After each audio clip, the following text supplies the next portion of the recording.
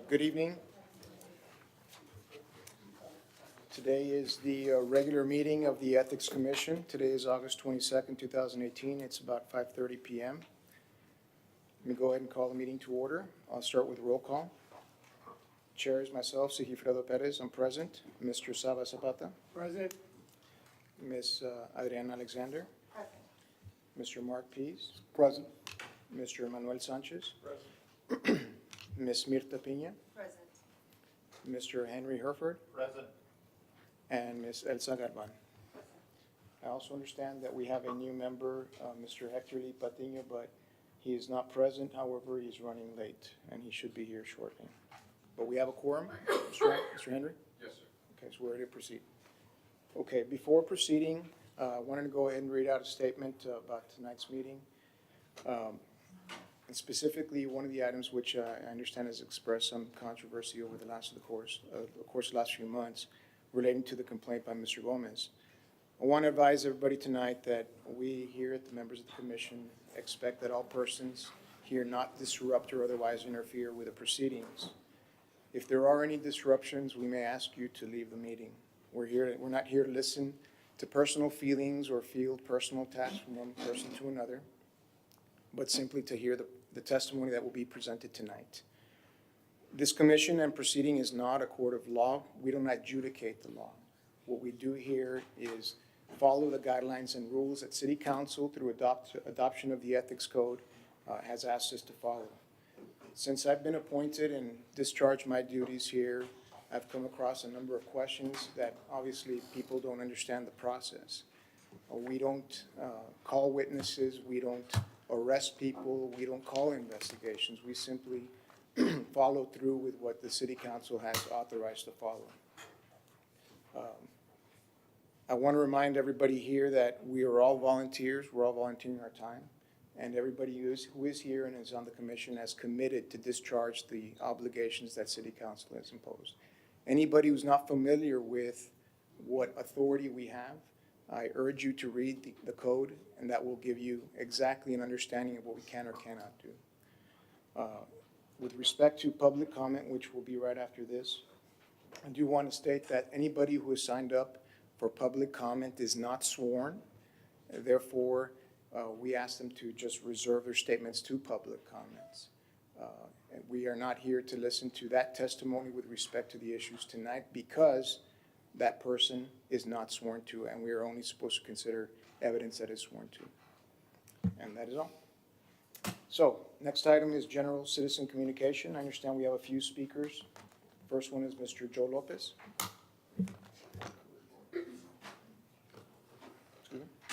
Good afternoon, good evening.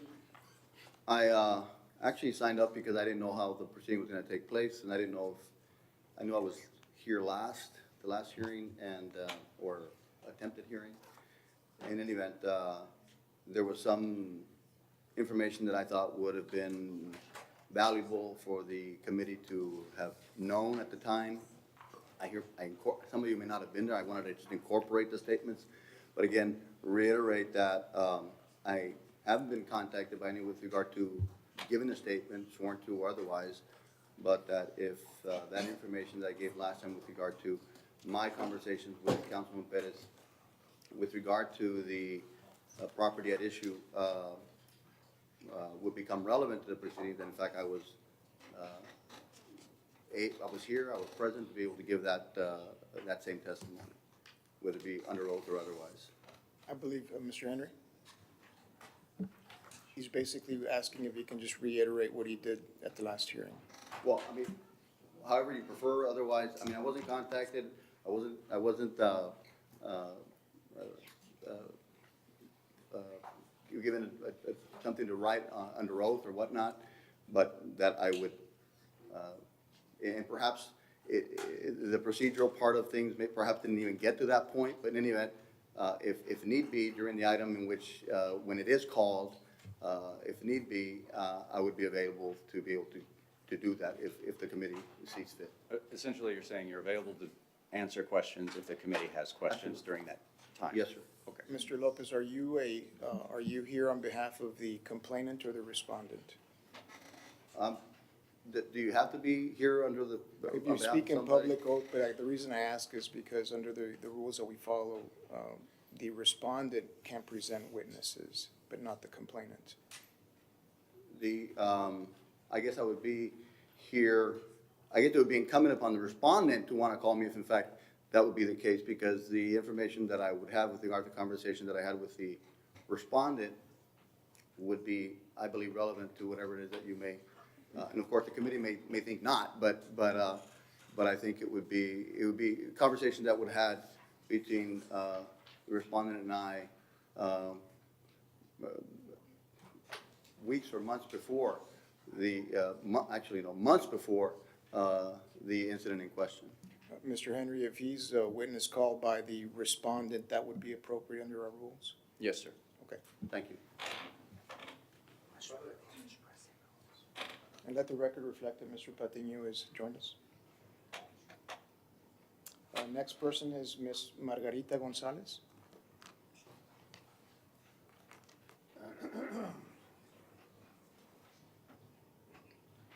Muy buenas tardes, tengan todos ustedes. Mi nombre es Margarita González, soy orgullosamente del sur de Laredo. Quiero hablar nada más algo de mis, tengo 42 años trabajando para la familia Prada, los propietarios y urbanizadores de la colonia Santa Rita. Tengo 17 años de ser residente de la colonia Santa Rita. Cuando conocí al señor Alex Pérez, nuestra colonia estaba olvidada. Es más, ni existíamos, yo creo. Desde que el señor Pérez entró, en la colonia tenemos una biblioteca que estuvo cerrada por años, que las personas ni siquiera sabían que existían. Después hizo algo lo más grande que esperábamos nosotros. Teníamos un drenaje, una planta de agua, que los olores eran riquísimos si ustedes iban a mi casa o cualquier casa de la colonia Santa Rita. Toda la gente quería salir de ahí.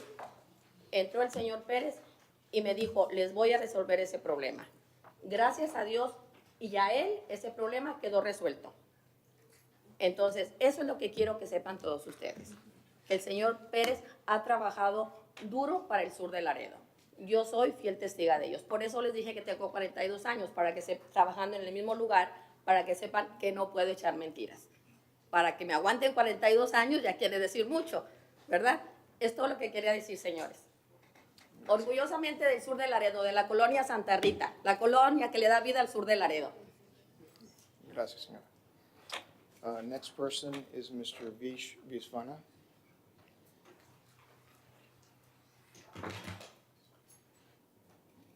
Hi, good evening. Ethics Committee members and independent counsel. I'm coming here as a citizen and using my First Amendment rights to speak here. I'm not here supporting one or the other. I have certain concerns that I'm going to bring into the group and the independent counsel. Sir, I expect you to be doing a professional job, not being biased on one group or the other. Because I had come to this ethics committee meetings in the past, and I'm concerned about the independent counsel being independent. So please, do the right thing. Thank you very much. I have no reason to believe you will not do that, but I'm just saying that, okay? Thank you very much. I also have some concerns with the ethics committee members. If any one of you sitting there have an interest, a special interest, that you need to be recusing yourself, you please have to do that, because if you have some kind of a relationship of whatever it is, it's important that you recuse yourself. Also, I heard a couple of things were said that we cannot do anything about it. That may not be true. I have also read the ethics. You can go into discovery mode and you can go and ask somebody else to come here and give a testimony. You can do all that. There are things that you can do as the ethics committee members. If you take choice to do that, please do that, and you can make a recommendation whether something is right or something is wrong. There's something is at stake here. That's what I wanted to speak about, and it has nothing to do with the case you have in front of you. I am also a small businessman. The city talks a lot about being business friendly. Business friendly means people have to come here and invest money and give jobs. A lot of people like me, I'm also a small business owner. If I have to feel business friendly and give jobs to the people here, I have to invest in this community. We cannot give an impression that the city employees or the city administration or the elected officials are not doing their job. Even if something is wrong with my business, there are ways how the city management and the city staff can approach me and say, you have to fix this. There are ways to do that. You do not do a coordinated attack. That's what it seems to be happening in this particular case. So I want you to look at all the records, and somebody who has been doing business here for 18 long years suddenly finds out that something is wrong with his business. You have to look at all the facts. That's all I'm asking. I'm also a small businessman. A lot of people live in fear in Laredo. I can say that myself. I came here and have spoken several times in the city hall, and my friends have told me, you take care of yourself because somebody is going to hurt you. You cannot, this is USA, sir, ladies and gentlemen. You cannot be living in fear of somebody retaliating, especially the city government. That cannot happen. So please do the rightful thing. This has been delayed for a long time. We need to put a closure to this. Thank you very much. Thank you. And the last person that signed up is Ms. Cynthia Vasquez. Two more. Good afternoon, Cynthia Vasquez for the record. I'm gonna do this in Spanish. Yo no vengo a echarle flores a nadie, ni pa un side ni pa otro. I'm here to say, let's just do the right thing. He was targeted, singled out. Had it been different, we would have seen other businesses en la misma situación. Aquí como podemos ver, a Toto fue una víctima. The retaliation, there's no way about it. And I hope that every time we say the Pledge of Allegiance in the morning with the kids in school and stuff like that, when we say justice for all, then I hope we apply that today. I hope that every one of you, if you have kids or grandkids, and you send them to school on a daily basis, and they pledge of allegiance every day, and they say justice for all, I hope that justice comes tonight for Mr. Toto. Because if not, if you don't do the right thing for him, then what are we teaching our kids for the future? What are we bringing to the table? Because what you showed today, that's a reflection for tomorrow. So if we can do justice for Toto today, then we can open the doors for justice for everybody else in the future. So I'm not here to say or badmouth anybody or anything like that. Facts are on the table. The proof is there. It's up to you guys. That's it. Thank you, ma'am. We have another couple of individuals, Jesus Longoria.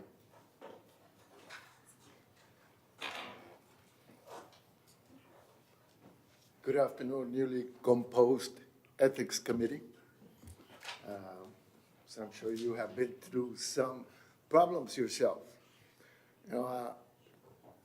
Some of you, very few of you, as a matter of fact, might remember City Hall when it was Hidalgo and San Agustin.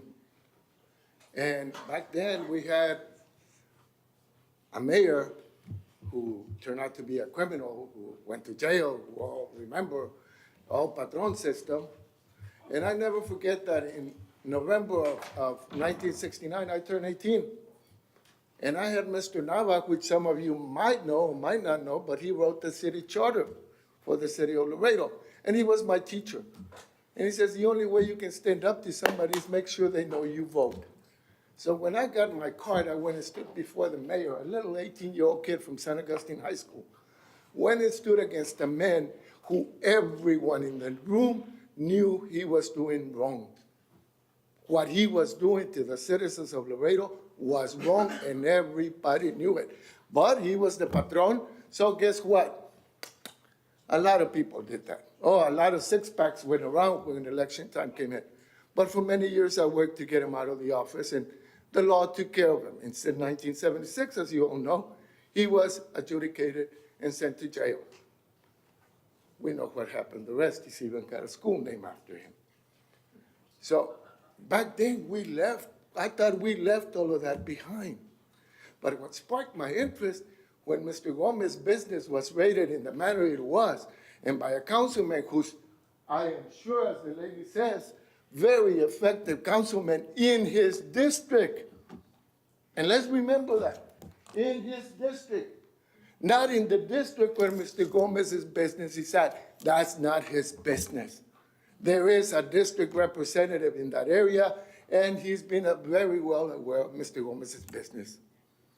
I was very sadly disappointed that one of my most judicial preference lawyers stood up to defend what I know, understand, is his brother-in-law.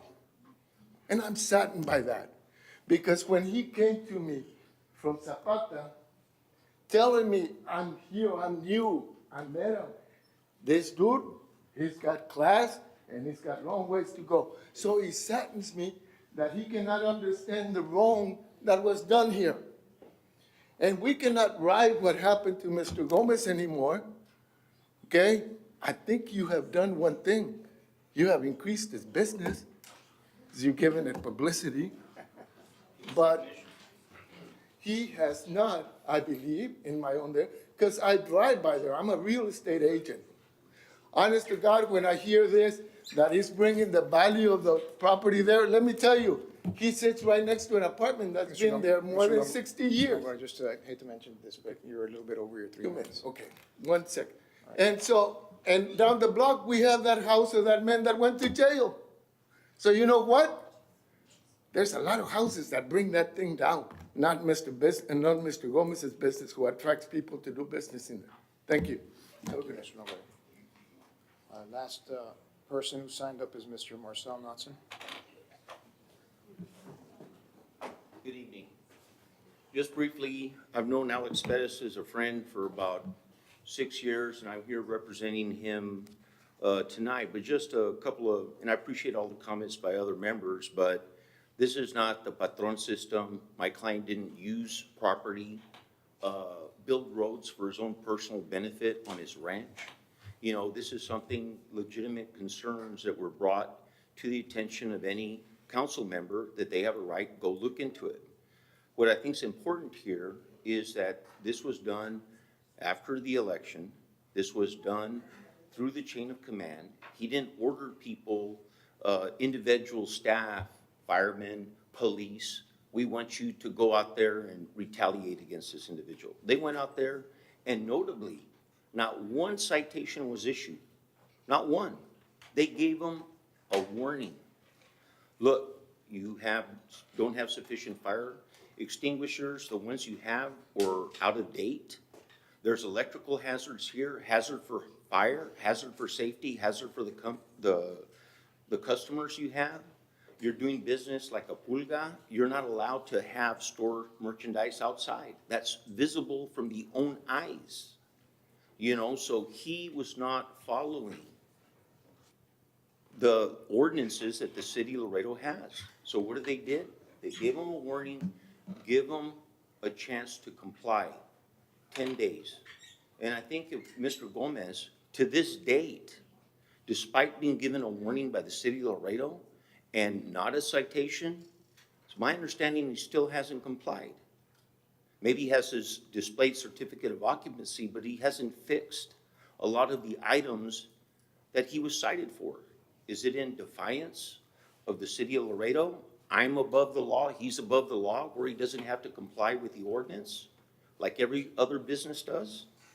So that's something we have to look at here, and this is nothing more than my client acting as a representative for all the city, you know, for all the city, and equal justice under the law. And there's nothing that was done here that was in violation of the ethics code. Thank you. Thank you, Mr. Knudsen. Okay, that concludes the general citizen communication component of tonight's meeting. The next item is approval of the minutes. We So have moved. approval of minutes for May 9th, 2018. Has anybody had an opportunity to review? Yes, I read it, and make a motion to approve. Okay, all those in favor? Any discussion? It's, I think we have a procedural problem here. Mr. P was not present, so he cannot concur with those minutes. It would have to be one of us that was present at that time to make that motion. Excuse me, but Point that's of not order. the rules of order. If, I can make a motion before the movement of it, a second, and then you get into discussion on all the people who have a problem. That is the Robert's Rule of Law. Okay, so whatever you did before was not correct. Make a motion, second it, get into the discussion. That's how it goes. We have seconds and we're now into the discussion. We had a second, now you get into And discussion. that's what I'm doing. Yeah. All right, is there any discussion? Well, again, that's a point of order, Mr. Chairman, that Mr. Pease, was not present, so in my opinion, he cannot make the motion to concur with the minutes that were written. I don't know if somebody agrees with it, if not, I For think. discussion, I sure can. I think we can go ahead and discuss if the contents are proper per the minutes. And any persons who were present, if they have any changes they wish to make, can voice their changes. Any discussion? Okay, so there's a motion and a second. All those in favor? Aye. And against? Motion passes. Next item is Roman numeral number 4, staff report. Do we have a staff report from the city attorney's office? Yes. Good evening, Mr. Chair and members of the commission. My name is Christina Laurel Hale, and I'm the city attorney for the city of Laredo. I wanted just to discuss the role of the city attorney's office with regards to this particular proceedings today. As the ethics compliance officer, the ethics code requires the city attorney or a designee of the city attorney, which is an assistant city attorney, to serve in the capacity as ethics compliance officer.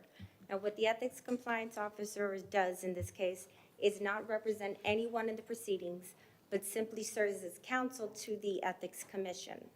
In this particular case, because there has been a complaint filed against a city council member, this office is recused from these proceedings as it relates only to the presentation of the complaint. This office under the code is still required to serve as your legal counsel in any other issue that it's not discussed with regards to any other matter aside from the complaint. At this time, I'd also like to present Lisa Pa, who will be serving as Ethics Compliance Officer in proceedings after today. So I wanted to introduce her to you, as well as Cynthia Ruiz, who will now be serving as the liaison for this commission. Accordingly, Mr. Brian Henry has been appointed to serve as outside independent counsel. I assure you, he is outside independent counsel. He is not from Laredo. He has nothing to do with any of the issues that are involved here, and he is somebody we believed could be as fair and impartial as we could hope for.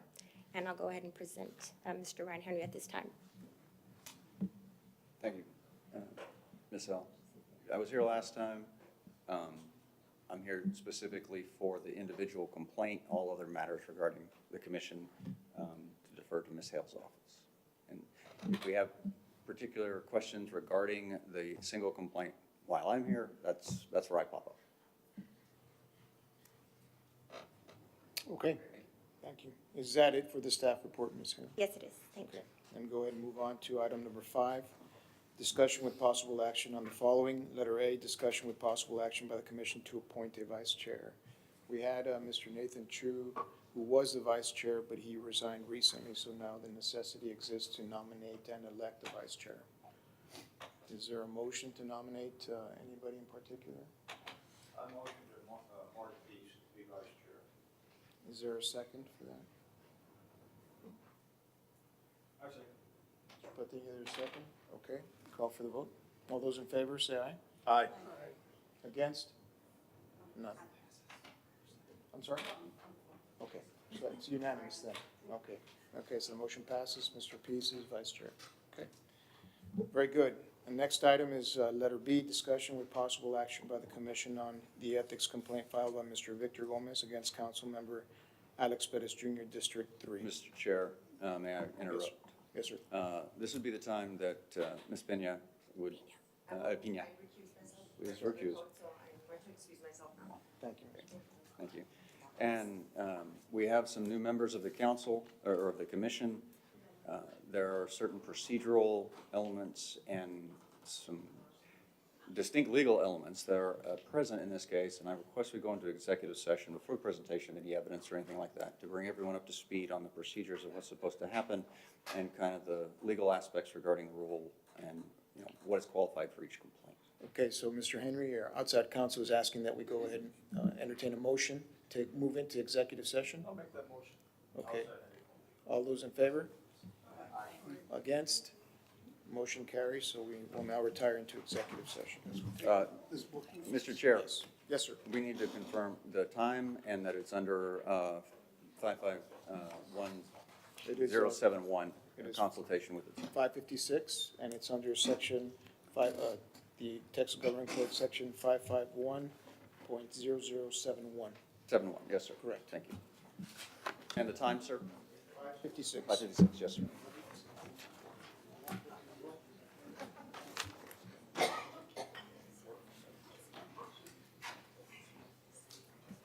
Okay, we're back on the record from executive session. It's 6:33. And we are now ready to proceed with item number 5B, which is discussion and possible action by the Commission on the Ethics Complaint filed by Mr. Victor Gomez against Councilmember Alex Pettis. Mr. Victor Gomez, we will now go ahead and hear your complaint. Before, if you're going to be presenting, I will need to swear you in.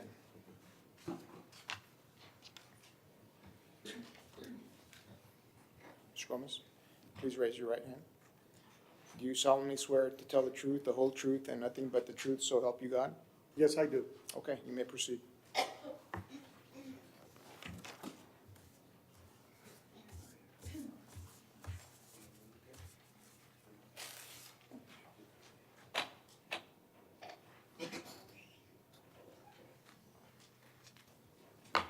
Good evening, Honorable Chair and Commission members.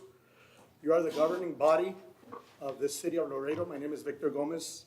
I am the complainant, and here is my business license. I have been in business since June of 16th of 2000, 18 years, without a citation, without anything even remotely similar happening to me compared to what happened to me on March 29th of this year.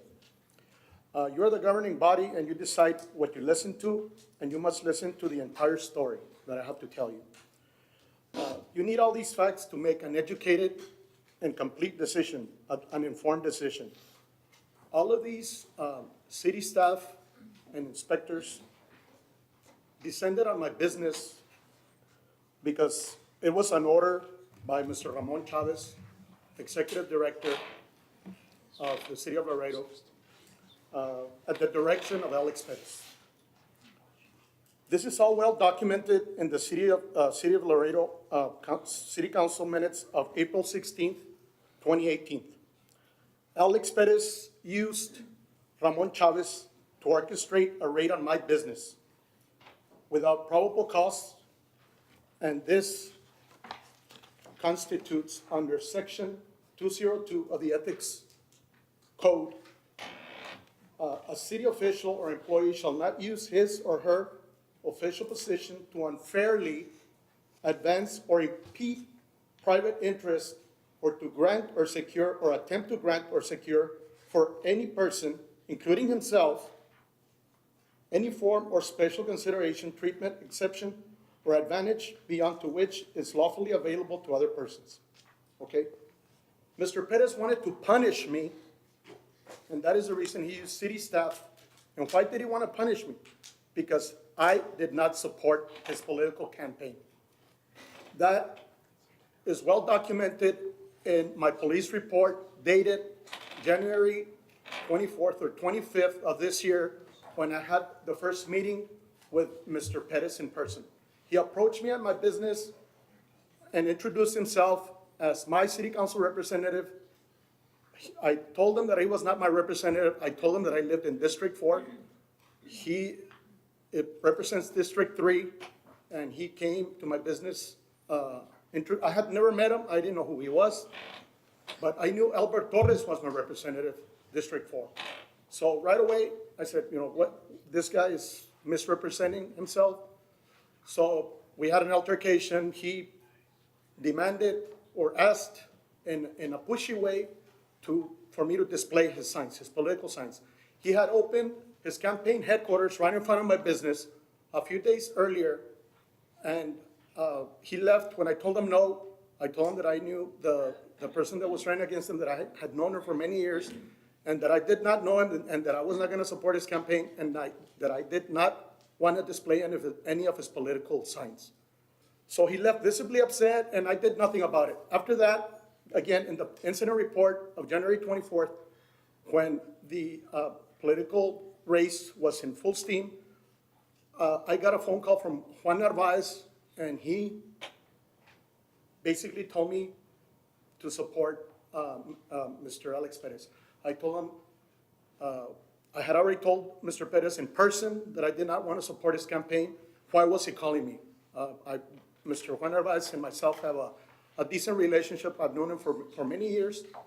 And so I felt pressured, and that is the reason, intimidated. I said that these guys are, they're making a concerted effort to gain ground and to position their signage here on my property. So at that moment, I felt intimidated. I felt harassed by Mr. Nawaz at the direction of Mr. Pettis. So I filed that initial police report. I believe that that's one of the exhibits where I filed the police report, and I clearly state how I felt. I felt fearful for myself, for my business, and I am so glad I filed that initial report because that's the state of mind that I had. I had to report the way I felt because in my mind, I knew that this wasn't gonna end well, okay? Looking in retrospect, I've had to go through a lot. I've had, all these months, a lot of pain, a lot of anguish, a lot of stress. My family has had to go through a lot. And I said, what if I had just allowed him to put up the sign? None of us would have to be here right now. But you know what? It's my civil liberty. It's my civil liberty to choose a candidate, okay? That is given to me by the United States Constitution, okay? The right to choose freely a political person, somebody that's running for office. You have the right to choose who you like or who you want. Nobody should force you. Nobody should intimidate you. Nobody should tell you what to do. This is the good old US of A, and something like this should never have happened. Okay. This raid on my business happened because I did not want to support his campaign. That's the bottom line.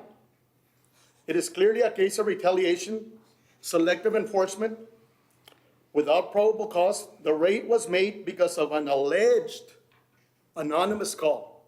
When the city inspector showed up on March the 29th, the inspectors came into my premises, came into my business, saying that they were there for an inspection because they had received an anonymous call, okay? That was the pretense. That opened the door for the inspection. I allowed them to come into my business. They came into the business under the pretense. Make no mistake about it. This is well documented in the minutes dated April the 16th. I don't know if you've had an opportunity to review the minutes. This was allegedly a 311 call.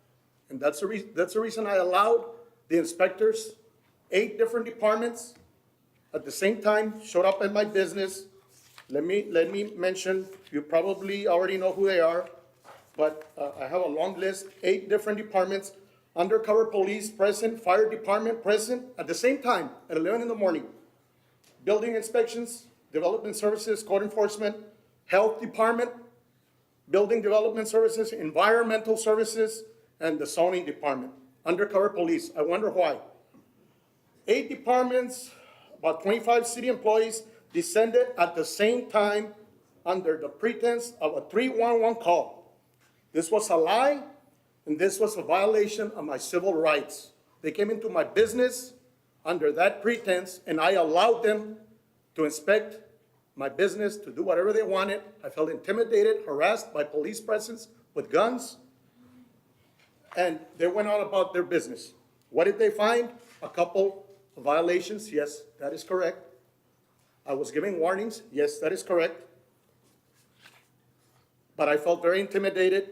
I felt very much afraid of what was going to happen. And I knew why this was happening. Immediately, I even told the inspectors, I think I know why you're here. I think Alex Pettis sent you here. And when I mentioned his name,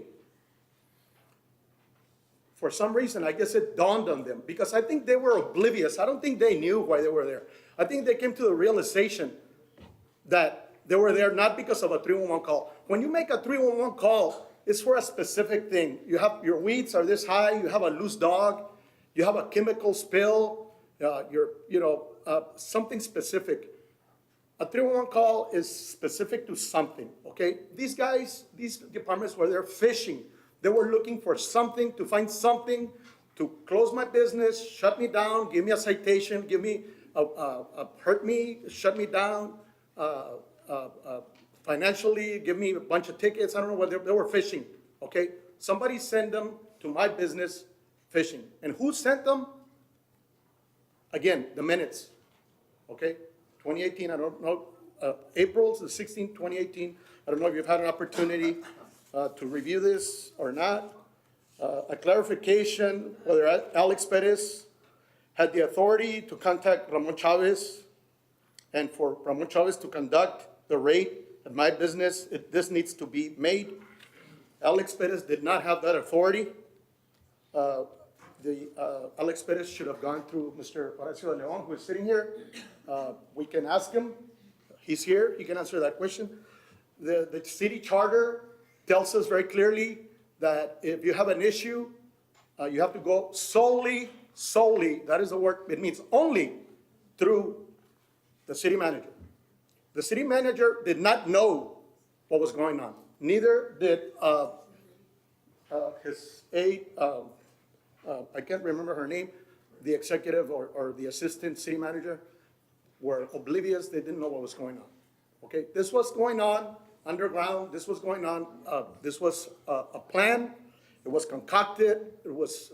They met in person. I can show you if you want to go to the actual minutes when this happened. It happened on the 15th of March, and it's on page.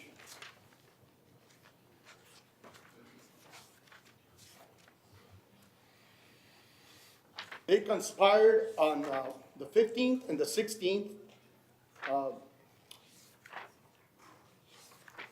Page 21 of the minutes. Commissioner Torres voiced his opinion that the violations being inspected or reported are irrelevant. The matter that is of great importance to the council and to the public is who made these supposedly anonymous phone calls to the city about this business. Who made the phone call? Who made the phone call to raid my business? 311 call, okay? Mr. Chavez stated a full report, and he states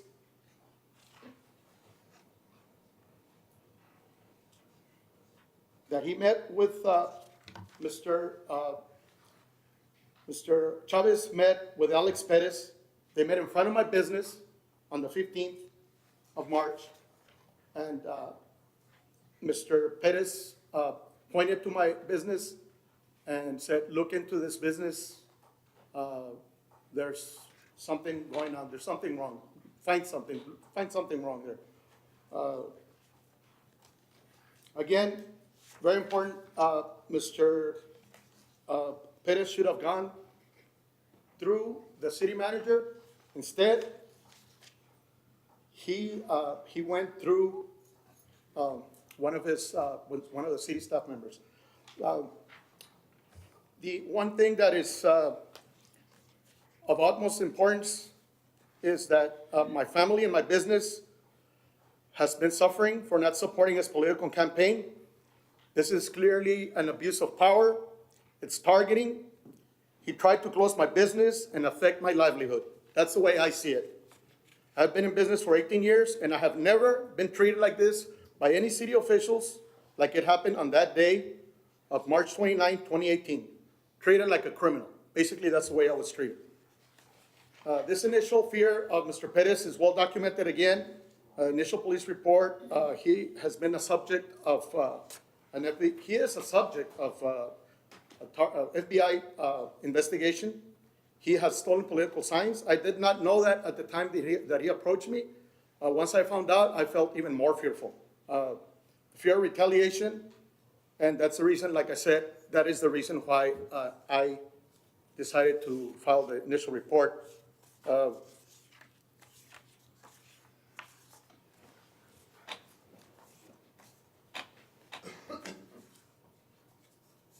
Okay. Once again, Mr. Alex Pettis used city staff for personal gain and satisfaction. He had to retaliate for my refusal to support his political campaign. He got city staff to raid my business to see if they could find something to shut me down. He had malicious intent. He wanted to take revenge. This is very clear to me. He bullied me, tried to bully me, he intimidated me, and all this came with humiliation. It came with humiliation. He got what he wanted through the staff, using city staff and the personnel, the way they treated me. I basically want you to know that personal gain, once again, this has been very stressful for my family, myself, and I did not cause this to happen. Like I said, my business has been open for 18 years. I have never been cited. If they have any evidence here, I'm sure they will present it. For anything as far as violations. Yes, I was given the warnings. I have been trying, and I'm continuously trying to be compliant. I have. It's not like I'm not taking into account what I need to do as far as my certificate of occupancy does exist. It is here. A conditional use permit. I have applied for a conditional use permit to be compliant. It takes time. Here's the application. I paid $400 for such a permit. Here's a check. I'm not a rebel. I'm not trying to get away with not being compliant. I basically have been doing business. I want to continue to support my family, earn an honest living like I've always done for the past 18 years. I am not a criminal. I have not been convicted of any crimes. The only thing I'm doing is I'm standing up for what I believe are my rights. And what Alex Pettis is I'm becoming of a city councilman, because city council people and politicians should be held to a higher standard. I truly believe that that's the way it should be.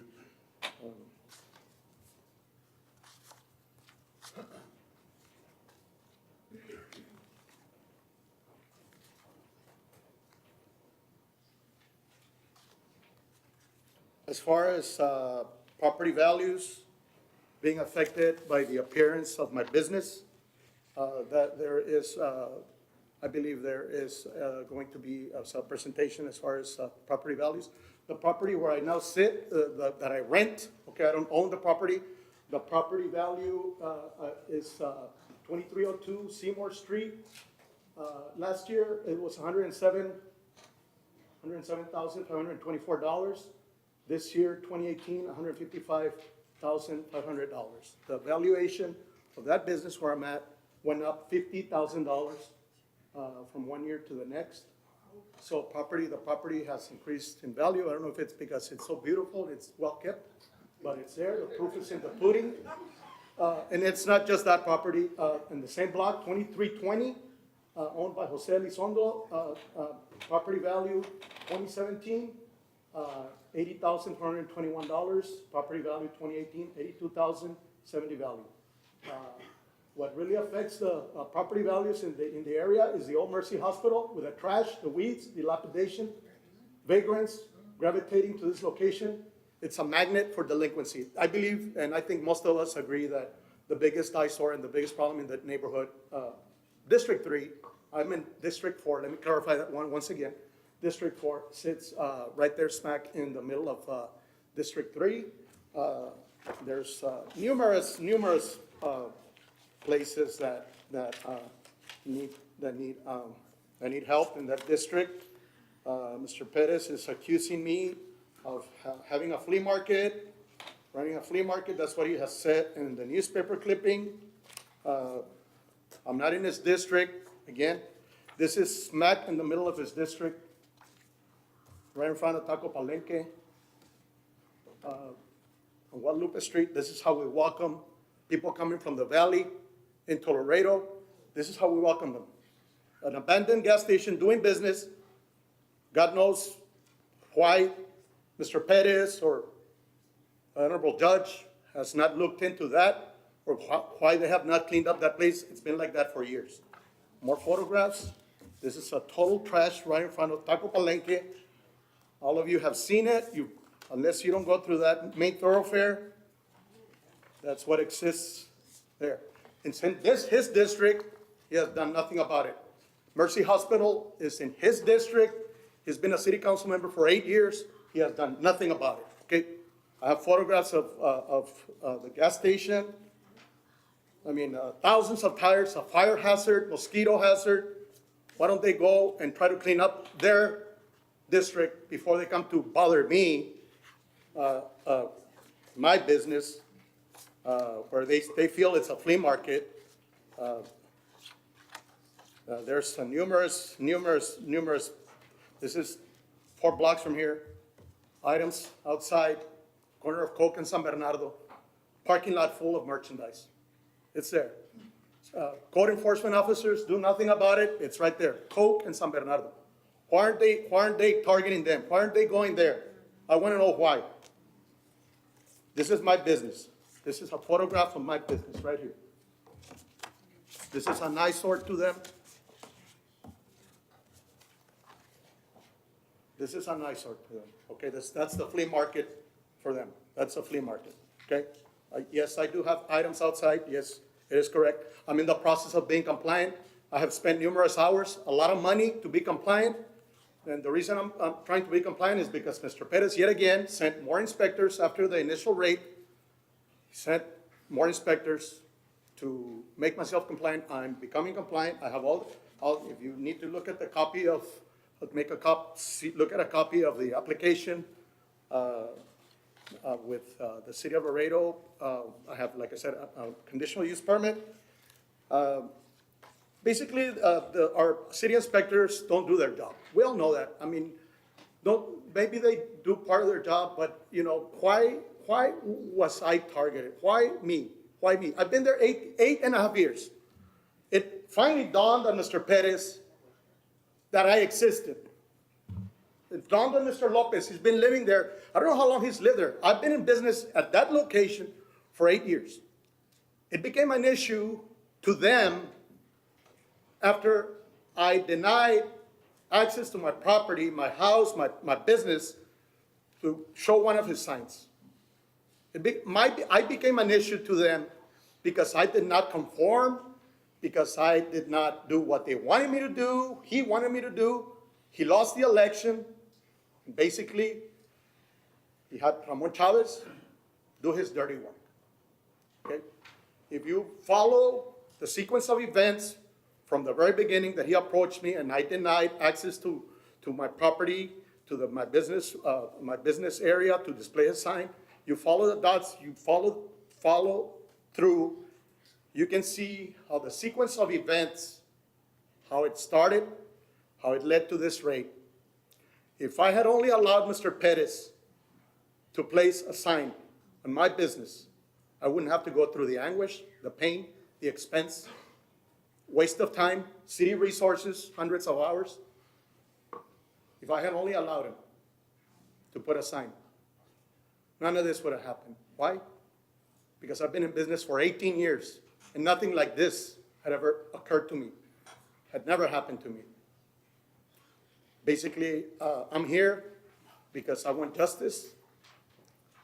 I felt in fear at the beginning when I filed the police report back in January.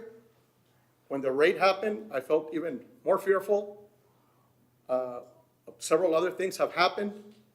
I'm not saying Mr. Pettis has been doing it, but I have had a visit by the state inspectors. I have had a visit by the animal control. I have had a visit again by more city inspectors. Excuse me, Mr. Gomez, can we keep the statement pertaining to the complaint at issue? Okay.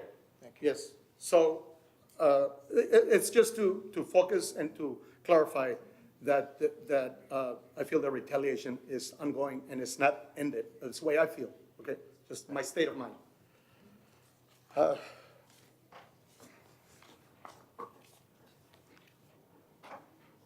Honorable Chair and Commission members, you are the ones in charge.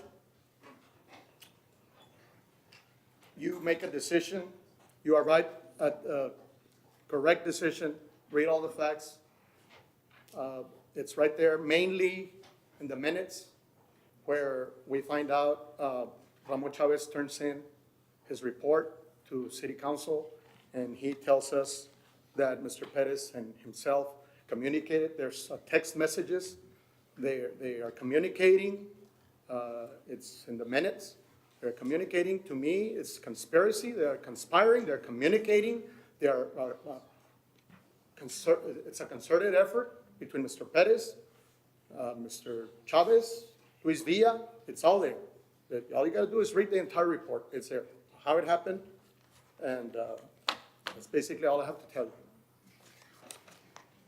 Thank you, Mr. Gomez. Can you remain there? I'm not sure if any members of the commission wish to ask any questions of Mr. Gomez. I've got a question for you. When Mr. Narvaez called you, what was actually said during that conversation to make you fear for your business, your family, and yourself? Okay. Like I stated before, the initial contact that I had with Mr. Pettis, which was the very first time that I had met him, I'm not into politics. I seldom listen to, up until recently, local politics. I'm mainly concerned with Trump. When I was approached by him, I thought, okay, this guy wants to put up a sign. Okay, whatever. To me, I just told him no. But then, when I had the call by Mr. Narvaez, that, the Huawi Tijerina signs were very visible. That's what I was supporting. They were very visible both in my business and in my house right next door. To me, when they see the signs of the opponent, Mr. Alexis Pettis' opponent, and they don't get it, they don't get that I don't want to support. I told him in person, already told him in person very clearly, he left upset. He left my business visibly upset, red face, like it's described in the initial report. When I got a call from Mr. Narvaez, even though he is a mutual friend of ours, I thought, why is this guy doing this? Why is my friend, Juan Narvaez, why is he pushing me? Why is he trying to coerce me? Why is he trying to convince me to vote for this person? What exactly did Mr. Narvaez tell you? He said it in Spanish, okay? So I hope you bear with me, and I hope all of you understand. But I'm a good translator. I'll translate for you. Say it in Spanish. English first. Spanish, okay. I'll say it in English first. Hey, Daddy-O, how you doing? Daddy-O, okay? Papi, how you doing? I said, fine. What's going on? He says, oh, well, I got my buddy, man. My buddy Alex Pettis. He went over there with you, man. Come, give the guy a chance, man. Come on, let him put up the signs. What's the deal? I said, look, Mr. Narvaez, I've known Huawi for 15 years, the same way I have known you. I've known you for 8 years. And I'm not gonna sell myself because sell myself to the other party because you're calling me. My integrity, I'm with my candidate. My candidate is Huawi Tijerina, and that's who I'm supporting. I don't see why you even need to be calling me. Alex Pettis already knows that I'm not supporting him. I don't even know him. Why are you even calling me? I said, by God, you're my friend, You're my friend. Why are you trying to convince me otherwise to support your friend, what is it you don't get? And then when I said that, he kind of backed off. I said, oh, okay, I understand. But he started getting nervous, when he realized that I was going to be firm with my decision. He thought maybe he could convince me or, try to, So, again, I felt afraid because now I knew that there was another force. Mr. Narvaez, Juan Narvaez is a very powerful man here in the city. We all know Mr. Narvaez is a wealthy person, and I felt fearful. I said, well, God knows what. Yes. I have a question. So Mr. Narvaez is your friend, Yes. And you've known him for years, Yes. 8 years. and you have confidence with him. You trust your friend. Actually, he is my friend, but I do not trust him as much as I trust. But before this incident, he's your friend. We have been friends, yes. We had a somewhat good relationship. We were not best of friends. He didn't go to my house to have tea, or I never went to his house. But yes, I helped him with a couple of, So let me ask you this other question. If he's your friend, Yes. did you ever told him that what he told you was in some way making you feel uncomfortable or nervous or threatened?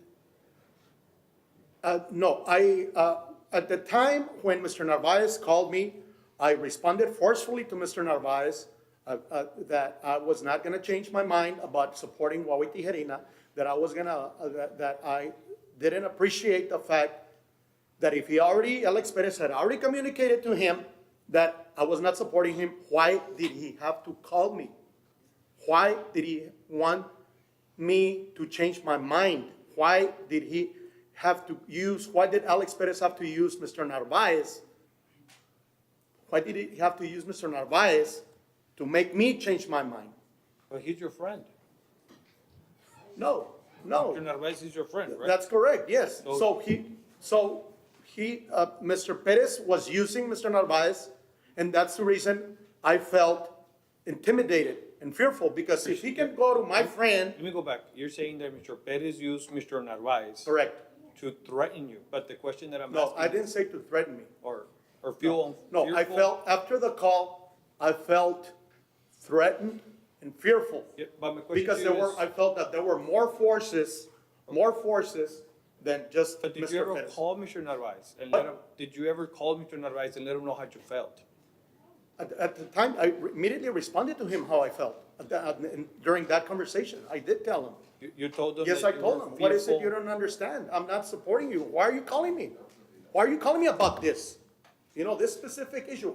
You can call me about something else, you know, but if I already told your friend that I do not support him, why are you calling me? Why are you calling me? He already told you that I'm not supporting him. Why are you calling me? I got upset at him. I did. Anything else? Mr. Gomez, in the initial conversation that you had with Mr. Pettis, was there a witness to listen to what you said? No. No witness. Okay. Thank you. Mr. Gomez, you used the word altercation. Did anybody raise a hand, you to him or him to you? But verbal altercation, raised Verbal voices, yes. altercation, okay, thank you. I specifically say verbal altercation, not fist fight or anything like that. There is such a thing, right? Yeah. Yeah. And another question, you mentioned that Mr. Chavez was given instructions by Mr. Pettis to do the raid? That's correct, and that's well documented, yes. But who called the raid? Mr. Pettis or Mr. Chavez? They were both in cahoots, and they were both communicating, and they were texting each other. So you don't know who called the raid? The raid, the one Somebody must person. have called, with all these people that showed up, somebody must have called and said, No, the raid was supposedly because of a 311 call that never existed. They cannot give me any evidence. If they came through the Open Records All Act. right, so let's go back to the statement that you made that Mr. Pettis instructed Mr. Chavez to do the raid? Yes, it's here. I have evidence. It's right here in the minutes. From Mr. Chavez saying that, or Mr. From Pettis? Mr. Chavez saying that, yes, sir. That he got instructions, From Mr. Pettis to look into my business, yes. okay, to look into the business, but again, the question is, did he tell him to do a raid? The words, I do not know what words were utilized because I wasn't there and I cannot say, but the end result is the same, sir. The end result is a raid. That's what happened. I just want to know, Yeah, the clarification as far as how they concocted or how they conspired or whatever you want to call it, a conspiracy or a directive or an indication or pointing. You know, people water down the evidence, you know, we can water down the evidence and say, well, he just basically whispered in my ear, you know, to do it. But, you know, the bottom line is the bottom line. I got raided by eight different well, departments. you know, and it's interesting that you make that statement because Clark is a well-traveled street, would you That's agree correct. with me? Yes, And there must be, what, 50, 60, 80 code enforcement officers? they go by there every day, Every day. thousands, And and they- for and you never years. got cited, Never had a citation. Otherwise, you can show me if I've ever been cited at that Thank you. location. It happened after I decided not to support his political campaign. I had never been harassed, not even had a visit by a code enforcement officer. Let me ask you another question. But you admit that you were violating the code. I admit that I'm non-compliant, like many other businesses, and I will show you. We're talking about your. Non-compliant, yes. Yeah, but you admit that there were I am some areas non-compliant, and where. I am non-compliant in the process of securing a conditional use permit, yes. Non-compliant. I call it Another not question. compliant, and that is the way the inspectors classify The it. other question is, you said you suffered financially, but I did not see that they issued an actual citation or fined you. Yeah, but I've had to go through the expense of $400 for a conditional use permit. I have had to close my business down numerous times and countless hours to attend city council meetings, somewhere in the order of maybe 100 man-hours trying to work out plans. I've had to hire an architect to do a site plan of my property. I will be spending somewhere in the order of $6,000 to make modifications to the building to be compliant with planning and zoning. I have met with Mr. Nathan Bratton, with Mr. Iruegas, with Captain Landa to make myself compliant. We have a plan. I'm gonna be having more expenses, so it has been a financial burden, not only in a monetary wise, but time wise. And to me, time is money. Let me say this. Mr. Close my Gomez. business down. Let me say this, Mr. Gomez. I think every business in Laredo has to go through this process.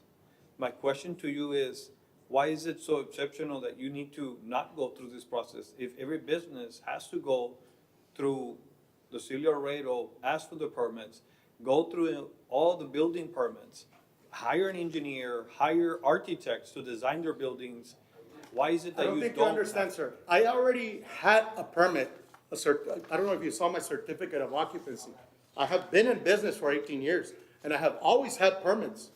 It's not, they want me to get a special permit. This is what you don't understand. I don't know if you're familiar. This is called a conditional use permit. I have a B3 zoning in my business, okay? B3 zoning is pretty good, you know. I don't know if you are well versed with zoning, but I have a certificate of occupancy. I do have a business license. It's not like, you know, it's right here. This is an additional burden that has been placed on me that is not, this is my certificate of occupancy. It was issued 8.5 years ago. This is the I understand. I'm trying to see the financial burden, because you're saying that the reason why you're going through this financial burden is because you're going through this process. But every business in Laredo is required to go through this process. This is an additional burden. I've already had this initial burden to open my business. This already went by 8 years ago. Opening, having the visit by the fire inspector, making sure that I had enough parking space, marking my lines, having a wheelchair access, having everything operational, plumbing, everything was done, and thousands of dollars were spent when the initial business was opened, the day that it opened. This additional expense is for the conditional use permit. This is a special permit. This is something that not everybody is doing. They're singling me out. They're making me do this, only me, to be compliant. It's only me. Everybody else, the guy on the corner of Coke and San Bernardo, they're not having him apply for a conditional use permit, even though his entire parking space is occupied. He doesn't have parking space. I'm being singled out.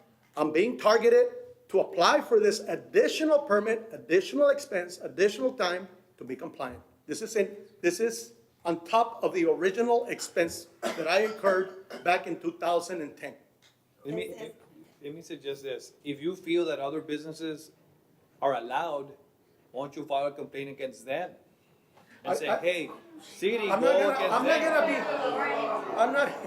I'm not gonna be picking on my fellow business owners, you please know. order, I think please. that's the job of city code enforcement officers to do. I That's not my understand, job. but if you're saying, you know, if this business is not doing what they're supposed to, you know, That is just not my job. call the 311. If you don't want to single them out, but call the 311. I have used the 311. I have called on businesses who's told that are not doing what they're supposed to and say, hey, this is a 311 call. This business is not doing what they're supposed to. And you're doing your due diligence as a citizen. Okay, let me tell you something. This is so simple, okay? We have 5 blocks from here, we can count, corner of Cloak and San Bernardo. You don't think city inspectors, when they go down San Bernardo to have their lunch, you don't think they go through that business every day? Code enforcement officers, they're supposed to be doing their job. Corner of Coke, it's the northwest corner of Coke and San Bernardo. You don't think they know they are non-compliant? You don't think they know?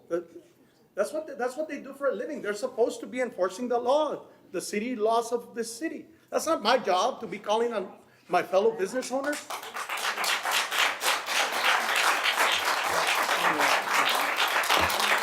Let me go ahead and, Mr. Patiño, just to mention, we're kind of straying off the issues that are in the complaint. I don't know if there are any further questions. I have one.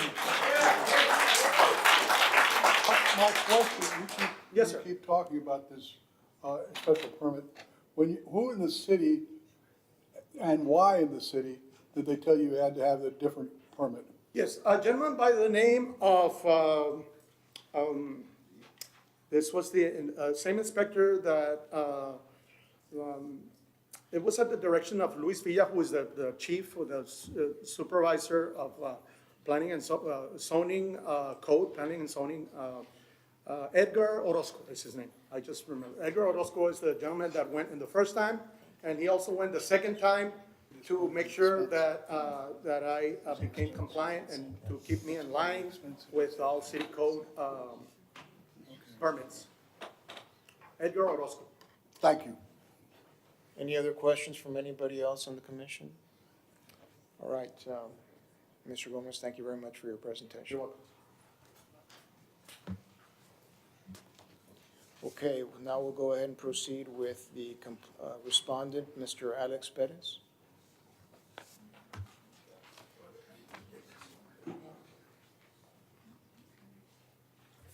And just to mention, Mr. Knotson, are you proposing to speak on behalf of Mr. Pettis? Yes, I was going to speak on behalf of Mr. Pettis. Okay, just the rules are that no attorney can speak on behalf of the complainant or the respondent unless the commission approves. Oh, that's fine. And so I don't know what the wishes are of the commission. Rory said no. Okay.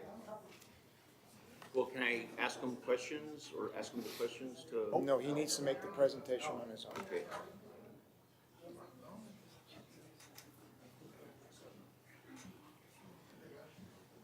Hello, Commission. Thank you for your service, and I'll take any questions. I know you have my statement up there with you. Do you have any questions for me? I've got one.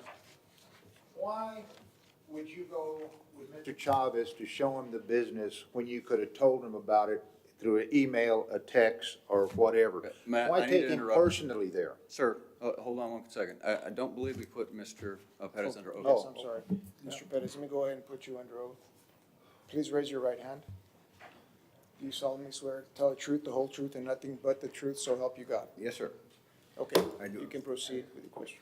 Why did you personally take Mr. Chavez over to see Mr. Gomez's property when you could have used email or text to tell him about the property without being, involved personally? Well, that's just the way we do business. We have other businesses that I take if I'm on to, I call him, we text. If there's a violation in the code, as in this case, I felt he should know about it. And this was in response to the citizens' complaints about this business. Do I have the picture? Yes.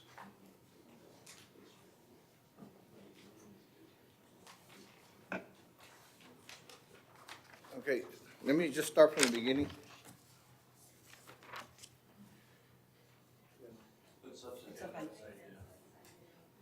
In the election that recently took place, I ran for a county commissioner, precinct 2, I think. We walked around the whole district, or the whole precinct. We must have visited about 4,000 houses, me and my group, maybe 5,000.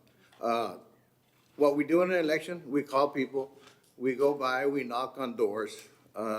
We ask to put signs, especially if an opponent has a sign, we make it a point to go to that house and ask if we can put a sign. For the most part, you'll see a sign of an opponent and then another sign of another candidate. about maybe 200 or 300 people told us no. And Mr. Gomez was one of those. You know, I went and asked, like I did everybody else, can I put a sign? He said no. Okay, thank you, we walked away. So that's the reason that he got, I guess you would say, singled out. A lot of people that we went to go talk to would say, are you gonna do anything about that eyesore? You know, it looks horrible. We got a bunch of those complaints. So I have to do something about it. When something is in clear violation, it's my duty to report it. In the B3, you cannot have a display. That means that you cannot have your store outside. Okay, he clearly has a store outside. He has no inside store. So he needs to get a B4. And there was, he talked about, he needed a special permit or a special this, special that. He needs to change his zone. He needs to have a B4 zoning to have display outside. A paint store should look like this. If you go 10 blocks to the south, we have a store that's in compliance. You see, now that looks beautiful. Obviously, this other store is a flea market, a garage sale, a perpetual garage sale. We ask all the residents around there to get a permit. They can only have a garage sale 2 times a year. He's having it every day. He can go rent space at the Pulga, which is a block away from my house, and we have no issues with that flea market or that Pulga. He has it every day. He's asking for a CUP. His CUP didn't get denied, but it's on hold because the owner, I think, was gonna invest pending a extended contract, if I'm not mistaken. But anyway, he's still in violation. He has not complied. What else can I tell you? Is there any other questions? Yes, sir. I have a question. Is it normal procedure for you to call directors and city managers? I deal with issues that in your district? I deal with our assistant city managers and our city manager every day. That's in person, that's by text, that's by phone. You know, I deal with my assistant. But more than anything, I deal with Ramon Chavez. I deal with Horacio. But yes, it's an everyday thing. I come to the city hall every day. I take care of my business. I work. I'm a full-time council member, and that's just the way business is done, you know. I don't know if that's the issue here, but our city manager can attest to that. I think he's here. Was there any other questions? What's the title of Mr. Chavez? His office is next to our city managers. Is he an assistant city manager? Mr. Horacio? I don't know his exact title, but his office is next to the city manager, and we deal with Ms. Collazo, with our other assistant city manager. They're an extension of Horacio's office, so Mr. De Leon, city manager's office. Mr. Pettis, how many times have you called any of the city about complaints of businesses in the last couple of months? Okay, about 6. I can't tell you what we're working on now, but it's all based on citizen complaints. Everything that we do is based on citizen complaints, either through phone calls, through direct contact. I'll go to Danny, they say, hey, what are you gonna do with this? What are you gonna do with that? When Out of somebody your tells me district, out of your district also? in my neighborhood, Out of your district, out of your. in my district, in my neighborhood, I represent my district and I represent the city. So if there's something wrong I know, I'm anywhere, just asking the question, how many times you do it, that's all. I do it all the time, every day. There's always something wrong, there's always room for improvement, we're always fixing things, we're always making sure that businesses are compliant. The businesses that Mr. Gomez is talking about, if you have a before, you can display. So who's to know these businesses are before? You know, he's saying that they're non-compliant, but who's to say that they don't have a before, which he does not have? He's gone away with it for 10, 15 years, and he says he's not in politics? That's all he does. He's been in politics for 15 years, been getting away with it with one council member, another council member, the commissioner that takes care of him. So he's been out of compliance for years and years and years. So now he's he's kicking and screaming and shouting because he has to spend money to comply. This business has spent a lot of money to comply, and they don't have anything outside, Let you me know? ask you a question. Yes. The citizens that call you to complain, you keep a list of their names? No. Why? They're probably, I mean, I can get you a list. I can get you a list of the businesses that they're complaining about. This business? No, I don't keep up. I don't. I do have some. I can get them for you. They're upstairs. And that's just some of them. How many names are on the list? I think I have 7 up there. Plus all the people that call me and I don't document, you know. 7 in 18 years? What? 7 in 18 years? What? What's that? People Yes, sir. call you to complain? Like I say, the campaign that we had, it dealt, not only in my district, but it encompassed a larger area. So we were, I guess, made aware of this by the people that we were talking to over and over and over. So, you know, we had to do, it's my duty to do something about it when enough people complain. And, yes.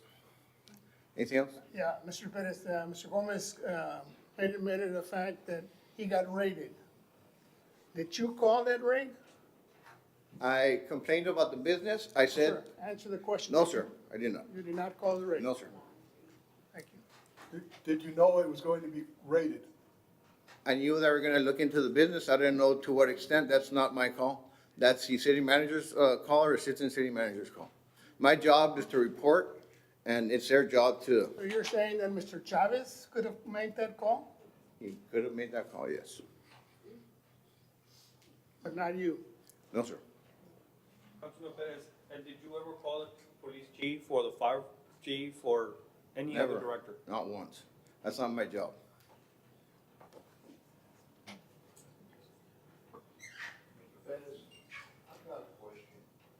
Mrs. Gomez says he's been in business 18 years. How come there's never a complaint to District 4 Councilman Narvaez or Torres? That's the How question. come there's only to you? That's what's interesting. He That- says that- he's yeah, not that- in politics, so somebody's taking care of him. You know, has it happened in 18 years? I don't know why. You ask me, and you tell me.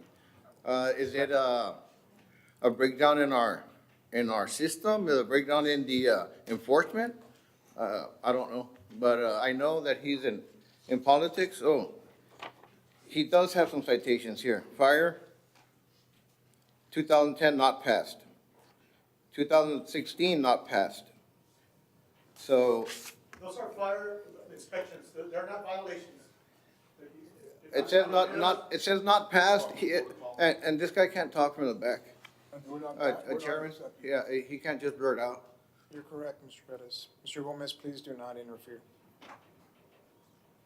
So he does have some, a not pass, that means he's in violation, so, yeah, he has been in violation of certain things. Did that answer your question? Why did you talk to Mr. Nawaz for him to call Mr. Gomez? I did not do that.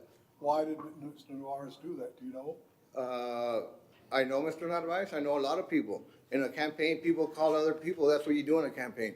I'm not, in charge of what he does, or I don't control Mr. Narvaez. I did have my campaign headquarters there. He probably felt that it was, you know, a good thing to call him, you know? I don't control what he does. That's what I can answer that. Of those violations that you mentioned, how come he was still in business? Did he correct those violations? He has not corrected the violations. He was given a warning. He had 10 days to comply. No, I'm talking about, you said in 2010 and 2016, he did not pass. I guess he's in compliance now. Did he correct them? I'm pretty sure he did. You know, it hasn't been an issue, so he probably did correct them. So, all right. But now, were they, the firemen saying he didn't pass because fire extinguisher, you know, whatever? I guess so, yeah. It says here, That not right passed. there wouldn't be a violation because they gave you 10 days to correct it. Well, correct? it says not passed, okay? It might not be the right word, but he didn't pass for whatever reason. So if you don't But pass was it the something, fire that means you're in department or violation. Fire department, building code, hazardous, environmental? Yeah. You know which one he didn't pass? A clearance from ceiling should be 24, need 2. 10-pound fire extinguishers, missing plate and breaker box. Is that in 2010 and 2016? That's 2016, 2010 fire extinguisher needs annual inspection, missing slots and breaker box, electrical plugs need cover, no gasoline allowed in building. That'd be the fire department. That's fire department. So did the fire department go back and redo the inspection? They probably did, yeah. That's, There's a due process. yeah, it's a process. I mean, are you looking for something specific? Yeah, they probably No, did, they go back. What they do, they inspect, you know, if he's not in compliance, then they go back and they re-inspect. And then if he's not in compliance, they give him a ticket, a citation, then he goes and pays. I can go on about the process. Is there anything else you need to know? You're presenting to us that he had 2 inspections in 2010 that he didn't pass. Yeah. But here it is, 2018, he's still in business. Oh, then he had did to pass. I correct mean, him obviously somewhere, he sir, is did what I'm pass. asking. Obviously he did pass. Our fire guys are pretty good about inspecting, about making people comply. So, does that answer your question? He did correct those, correct? I'm pretty, I can't tell you for a fact, but I'm pretty sure he did. Well, if you have the information about the 2 that he didn't pass, you should have also the information if he cleared those inspections. I'll tell you that he probably did. Okay, that's the best answer I can give you. And no, I don't have that information in front of me. Okay. Any other questions from anybody on the commission of Mr. Pettis? The raid was done after the election? The raid was done after the election, or the inspections were done after the election. Yeah. And this work, you know, a political, I would have done it during the election. Not that we didn't do anything. We waited to advise our city management until after the elections were over. And that's when, he was inspected. And that's what I can tell you. He's still in violation. Like I say, a B3 cannot have a display outside. You cannot have an outside store. It can't be more obvious than this. You cannot have a display in a B3. That's a flea market, in my opinion. Mr. Pettis, going back to the original altercation as explained, was it really an altercation? Or was it the fact that you came and said, let me finish, that you just wanted to display the sign, and he said no, and you turned around and walked away? Based on him, he makes a lot more out of that than you do. I want to make sure to find out who's telling the truth. Was there an altercation? You I want them put there, you got the other guys there, you put it or else, or what? No, sir. We, like I say, we visit 4,000 to 5,000 houses in all I'm elections. not interested in 4,000 or 5,000. Well, I need to explain that, so you can kind of understand me. We do visit 4,000 to 5,000 houses, okay? We talk directly to every single person. We ask them, my name's Alex Pettis, I'm ready for this. I'm city councilman, if that's the case. I notice you have a sign. Would you mind if I put a sign as well? I've done this in my district, I've done that. I have, I've been working on the hospital, which I have. It's in district court now. And that's kind of the process. You ask if you can put your sign, and you try to convince people that you're the better candidate. And sometimes you accomplish that. Sometimes you don't. In this case, I didn't. Was there an altercation? There was no altercation. An altercation to me is, no, vamos, and I walk away. No, that's an altercation. I talked to him the way I talked to every other constituent. There was no disrespect. There was no words exchanged as far as bad words or bad intent or anger. If he felt that, I'm sorry, but that's just the way it is. I did not disrespect him in any way, shape, or form. I did not say any bad words to him. I did not, stand up in his face. I didn't do that. It's a normal course of running an election. Thank you. Mr. Pettis, I have a question, or Councilman Pettis. You indicated, I guess, there were communications that were made to Mr. Chavez, correct, about the concerns by some of the constituents about this business, correct? Yes. Okay. Did you tell Mr. Chavez, I want you to go ahead and coordinate all of these different No, sir, departments never. and go make the raid at Never. Mr. Gomez's business? No, sir. There's more likely a violation here Would you mind looking into it? The citizens have complained. A lot of citizens have complained that it's an eyesore, bringing down their property value, and they can't sell their houses. That's the extent of my conversation with Ramon. I do not tell him I want this and this and this and this department and the police there. That's just not my job, and I don't do that. I have never done that. It's pretty clear as to what you can and cannot do. So your answer to that, did I tell him exactly what to do? No. Did I report the violation? Yes.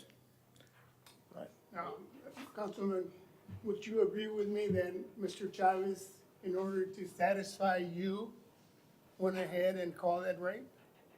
I do not know what Mr. Chavez thinks. My job is to report the violations, and I did. As to what he does after that, that's really up to him. I can't tell you what he's But thinking or you're not one thinking. of his bosses, right? As a councilman, you're a boss.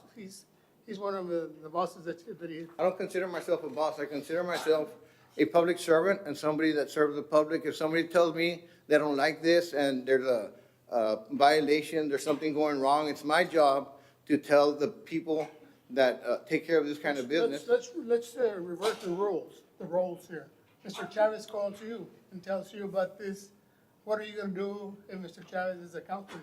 Well, sir, I'm gonna do the right thing. If there's anything You're gonna wrong, comply with him, right? if there's anything wrong, I'm gonna look into it, have the appropriate people look into it. That would be my job, There's nothing wrong, you have nothing to worry about. I would do my job. Any other time that you have called Mr. Chavez on another case, Yes, sir. has he reacted in the same method of all 8 departments? I'm not sure the way he's reacted. Sometimes we don't get the follow-ups.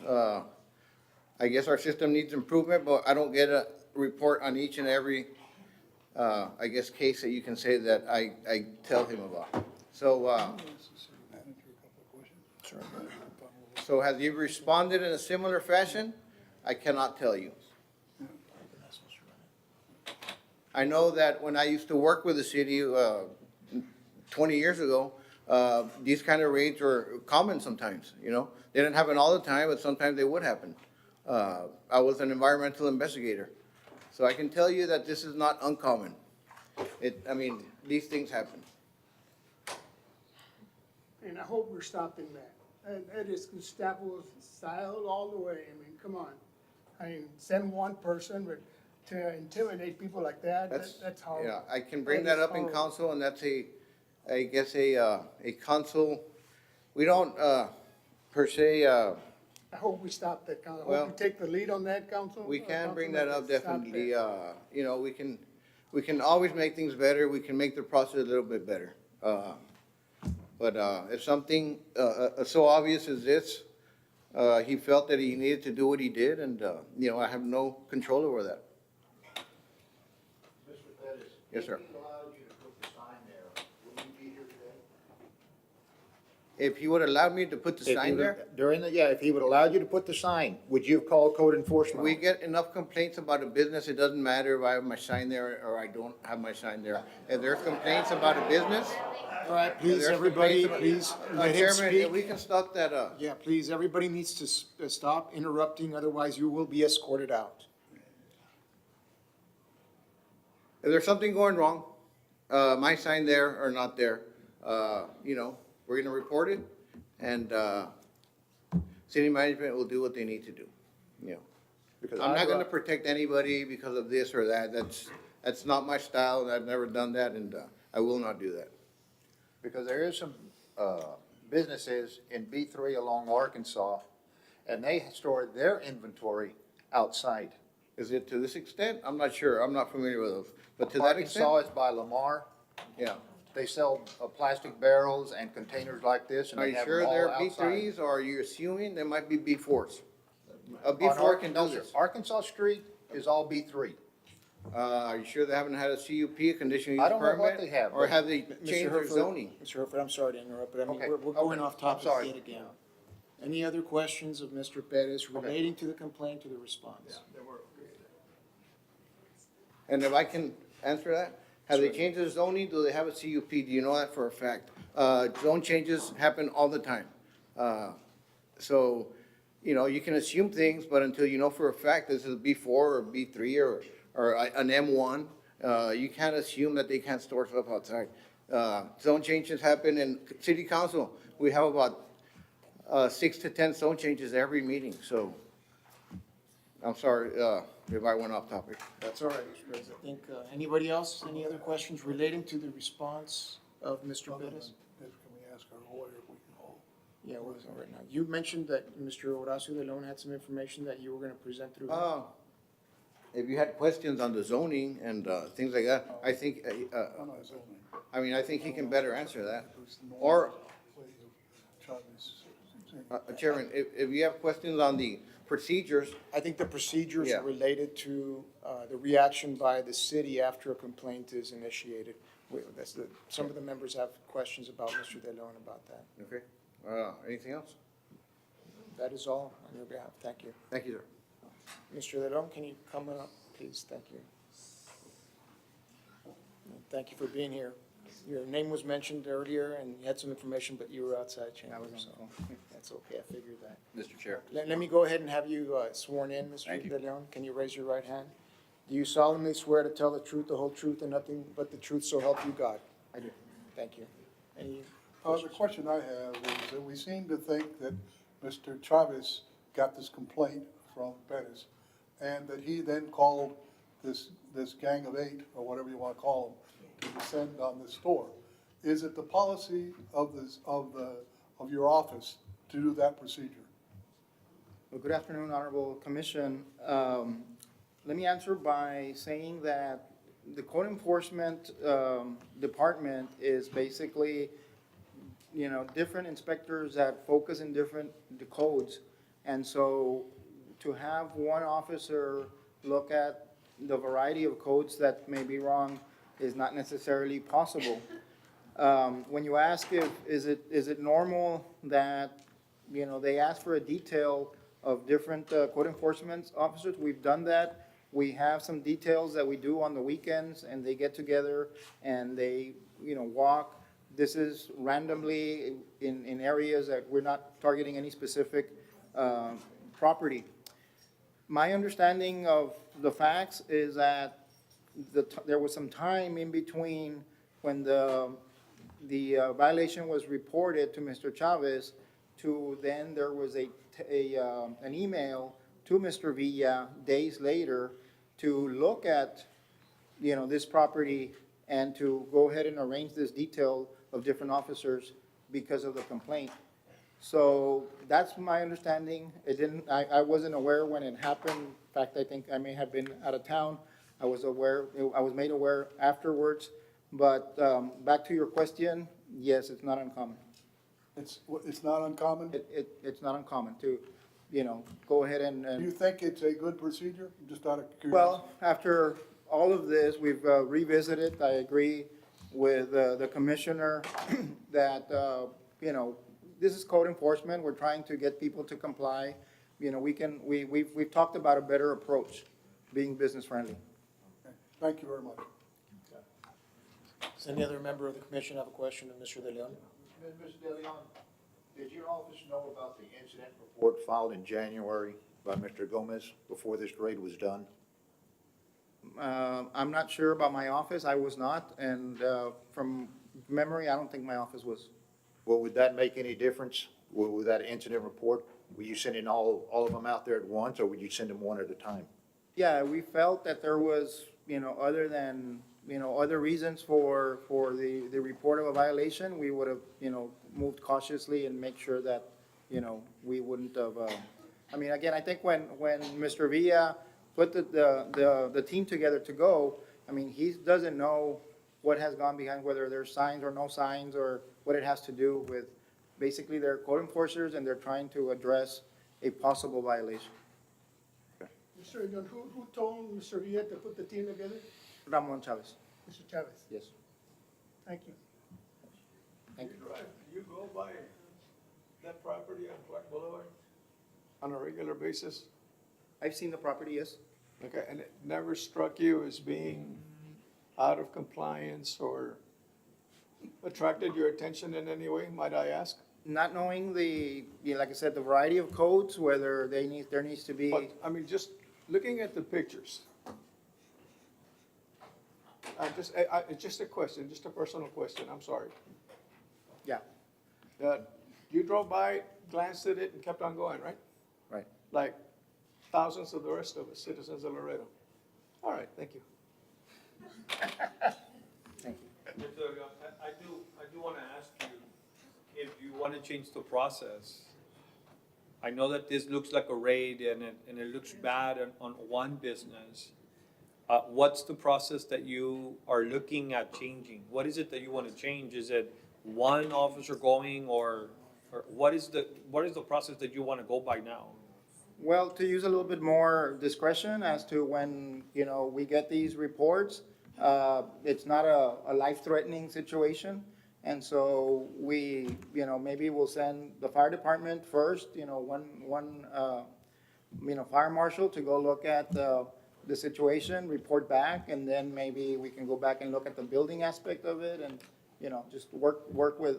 I'm just thinking about a business perspective and say, let's say 1 week the fire marshal shows up and he's pretty tough. So then another week somebody shows up and they're pretty tough, and it goes on. 8 weeks later, It could be harassment. it can be harassment. You see, and so I don't know whether a raid, whether 8 different departments is good or one after another coming back, because then it looks like harassment, then it looks threatening.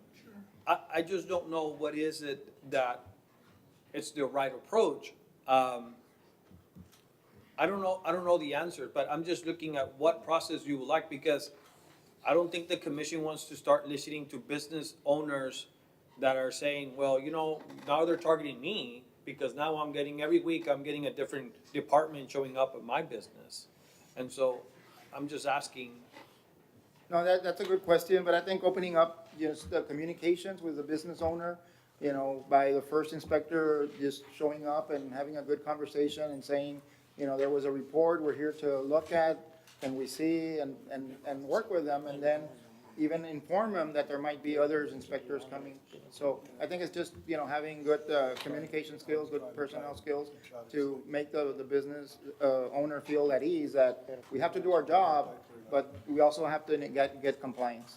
You don't have one person who does all different departments. Mr. Chairman, with all due respect to Mr. Padilla, I think we're We're getting a little bit off topic, Yeah. Mr. Patiño. If we have any more questions of Mr. De Leon that are related to the issues in this complaint and/or the response? Sure, I think that this is related because I think that his concerns as a business owner is legitimacy. So the city's approach to a business owner, to Mr. Gomez's approach, he feels it as a threat. And I think that the city's approach has to change. We have to learn from this experience and say, he feels threatened, he feels that he was targeted. And I think that we all have to learn from this process. And so me asking the city manager, what is the process that they're looking at now? It's a good question. I think it goes back to Mr. For Gomez. city council, that's correct, Mr. Patiño, but here we're related to what took Right. place in this complaint. So, Mr. De Leon, you said there's a lot of potential hazards there. Who organized or says, okay, this is the potential we have to organize all 8 departments? Who made that call? Okay, I don't think I said that there was potential. I think that was what was reported. And the call was made by Mr. Villa, directed by Mr. Chavez, and that's through an email. I understand that it may be in your packet. Okay. Why was the health department called? Did he ever sell tacos? Well, the health department also gets involved whenever there's, hazardous materials and things like that. That's it. Hazardous materials, city manager would include paints, That could include paints. would include waters. I don't know about the containers, but it looks like he has water in those containers or some other liquids. So the city health department will be called for that reason. Yeah, I mean, like I said, we don't know what's there, Right. so we want to cover all bases. But I agree that we need to have a good approach, business-friendly approach, if it's not a, you know, a life-threatening situation. Okay, are we good? Any more questions? Okay, thank you, Mr. Thank you. Thank you, Commissioner. Mr. Pettis, do you have any other witnesses that you wish to present? Unless he's going to be under oath, he cannot present and has facts relevant to the case. Under oath? Okay. All right, Mr. Marcel Knudsen, you're here on behalf of the respondent? Yes, Okay. Do you solemnly swear to tell the truth, the whole truth, and nothing but the truth, so help you God? I do. I guess looking at this on behalf of, I looked at all the city council minutes and meetings, and I just got contacted today, so I probably have less knowledge than maybe some of you all. And I know from, at first blush, it kind of looks bad, but everything we heard from Mr. Gomez, he put up the conditional use permit. He wouldn't allow me to replace it up here. So I'll just summarize. It says it was issued on July 10th of 2010. Mr. Knudsen, let me just make sure that we're clear here. It has to do with facts relevant to this, facts, you personal knowledge to the situation, as opposed to information that you reviewed that are part of the complaint or response. Well, I think the personal knowledge, the occupational permit says at the time it was issued, back in 2010, it was in compliance with the ordinances. He's reading off, sir, you're reading off of permits and already here. That's not factual knowledge that you per se have perceived. That's why we're asking the questions.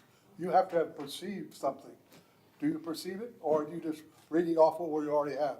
Right. Well, I mean, just like there was a lot of facts Mr. Gomez didn't No, wait a receive, minute. but he speculated. Mr. Gomez is the complainant. That's different than you, who's acting as a lawyer for him. Right.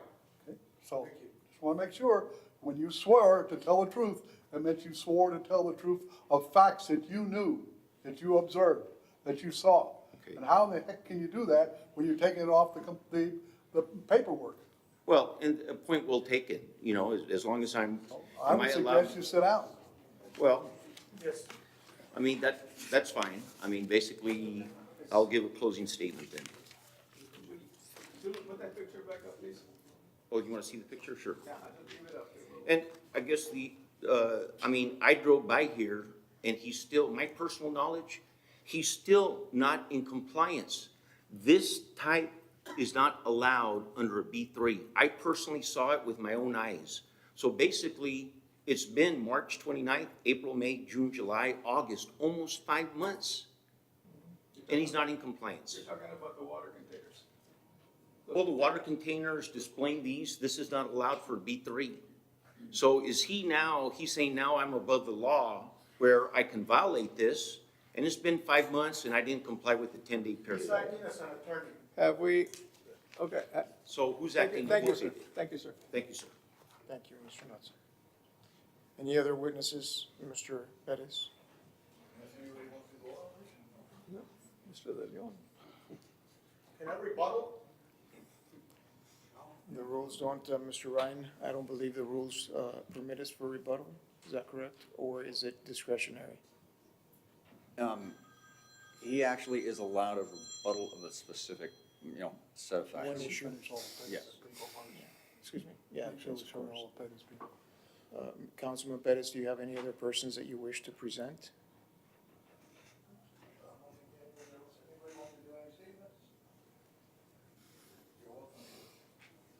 If he's gonna have a chance to rebuttal, I would like my chance to close the statement as well.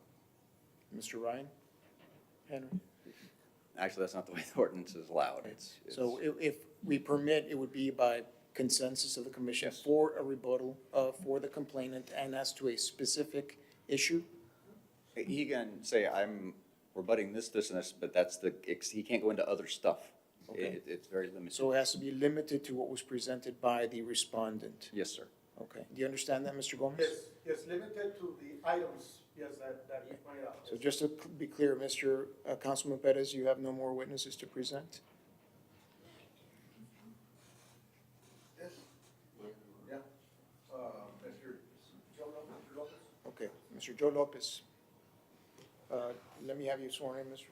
Lopez. Do you solemnly swear to tell the truth, the whole truth, and nothing but the truth, so help you God. I do. Thank you. Good evening again. I don't know if you want to make it in the form of I'll just make a short statement, and if you have any questions, you can ask me thereafter. He's not gonna stay, so- Well, let's hear what he has to present. Yeah? Proceed, Mr. Lopez. Just to let you know what to ask me in case you have any questions. I live at 1809 Lane Street in the Heights area. We've been there for probably 15 years or so. And my kids go to San Agustin, which is also in the Heights area. And my mother and father live in the Heights area. My mother-in-law and father-in-law live in the Heights area. Sister-in-law, brother-in-law live in the Heights area. My sister lives in the Heights area, all of them in District 3. So I have 4 pieces of property in the Heights area. One on Garfield Street, one on Lane Street, one on Laredo Street, one on Tapestre Street between Mier and Garfield. Basically, my world is, south of Saunders and towards downtown. And I usually don't go anywhere else unless I really have to. Bottom line is that in and around, I guess it's been, one of the commissioners asked the question, I think it was you, Mr. Sanchez, that you've gone through there, you asked how many times you've never really noticed it, right? And it happens like that.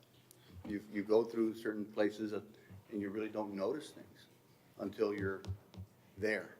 And you go, what is that? It's like the pictures that were shown a minute ago by Mr. Gomez on Guadalupe Street.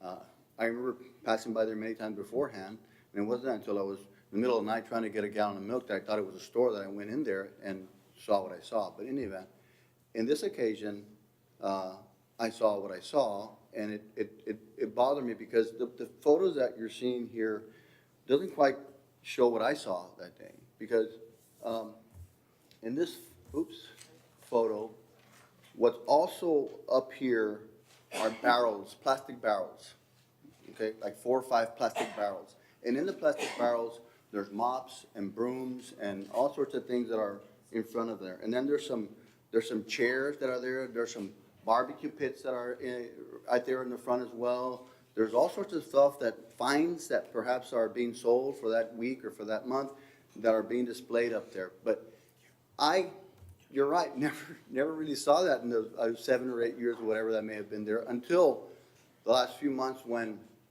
I guess it was when Alex put up his campaign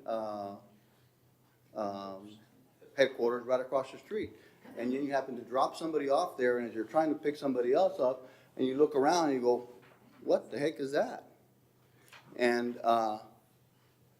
And it was in and around that time that I approached Mr. Pettis, who is my brother-in-law. I'm married to his sister. And I said, what's that? Is that a proper thing to have? I mean, that looks kind of odd. It looks like it's out of place. It looks like it shouldn't be here because there were the brooms and the mops and the barbecue pits out there, and it was every single day. And now that it caught my eye, every time I go through Clark Street, it catches your eye again and again and again. And I complained, and if you want to call it a complaint, I called it out. I told him, I asked him. I had no idea what was going on in his campaign because I was not involved in his campaign. But I told him and I asked him, and I said I must have done at least 2 occasions during that time. And I'm just here to tell you that that's what I did. And I'll entertain any questions. Yeah, Judge, Mr. Lopez, would you say that the location of Mr. Gomez, identified as an eyesore, so to speak, would you compare it to the hospital? Which is the worst eyesore there is?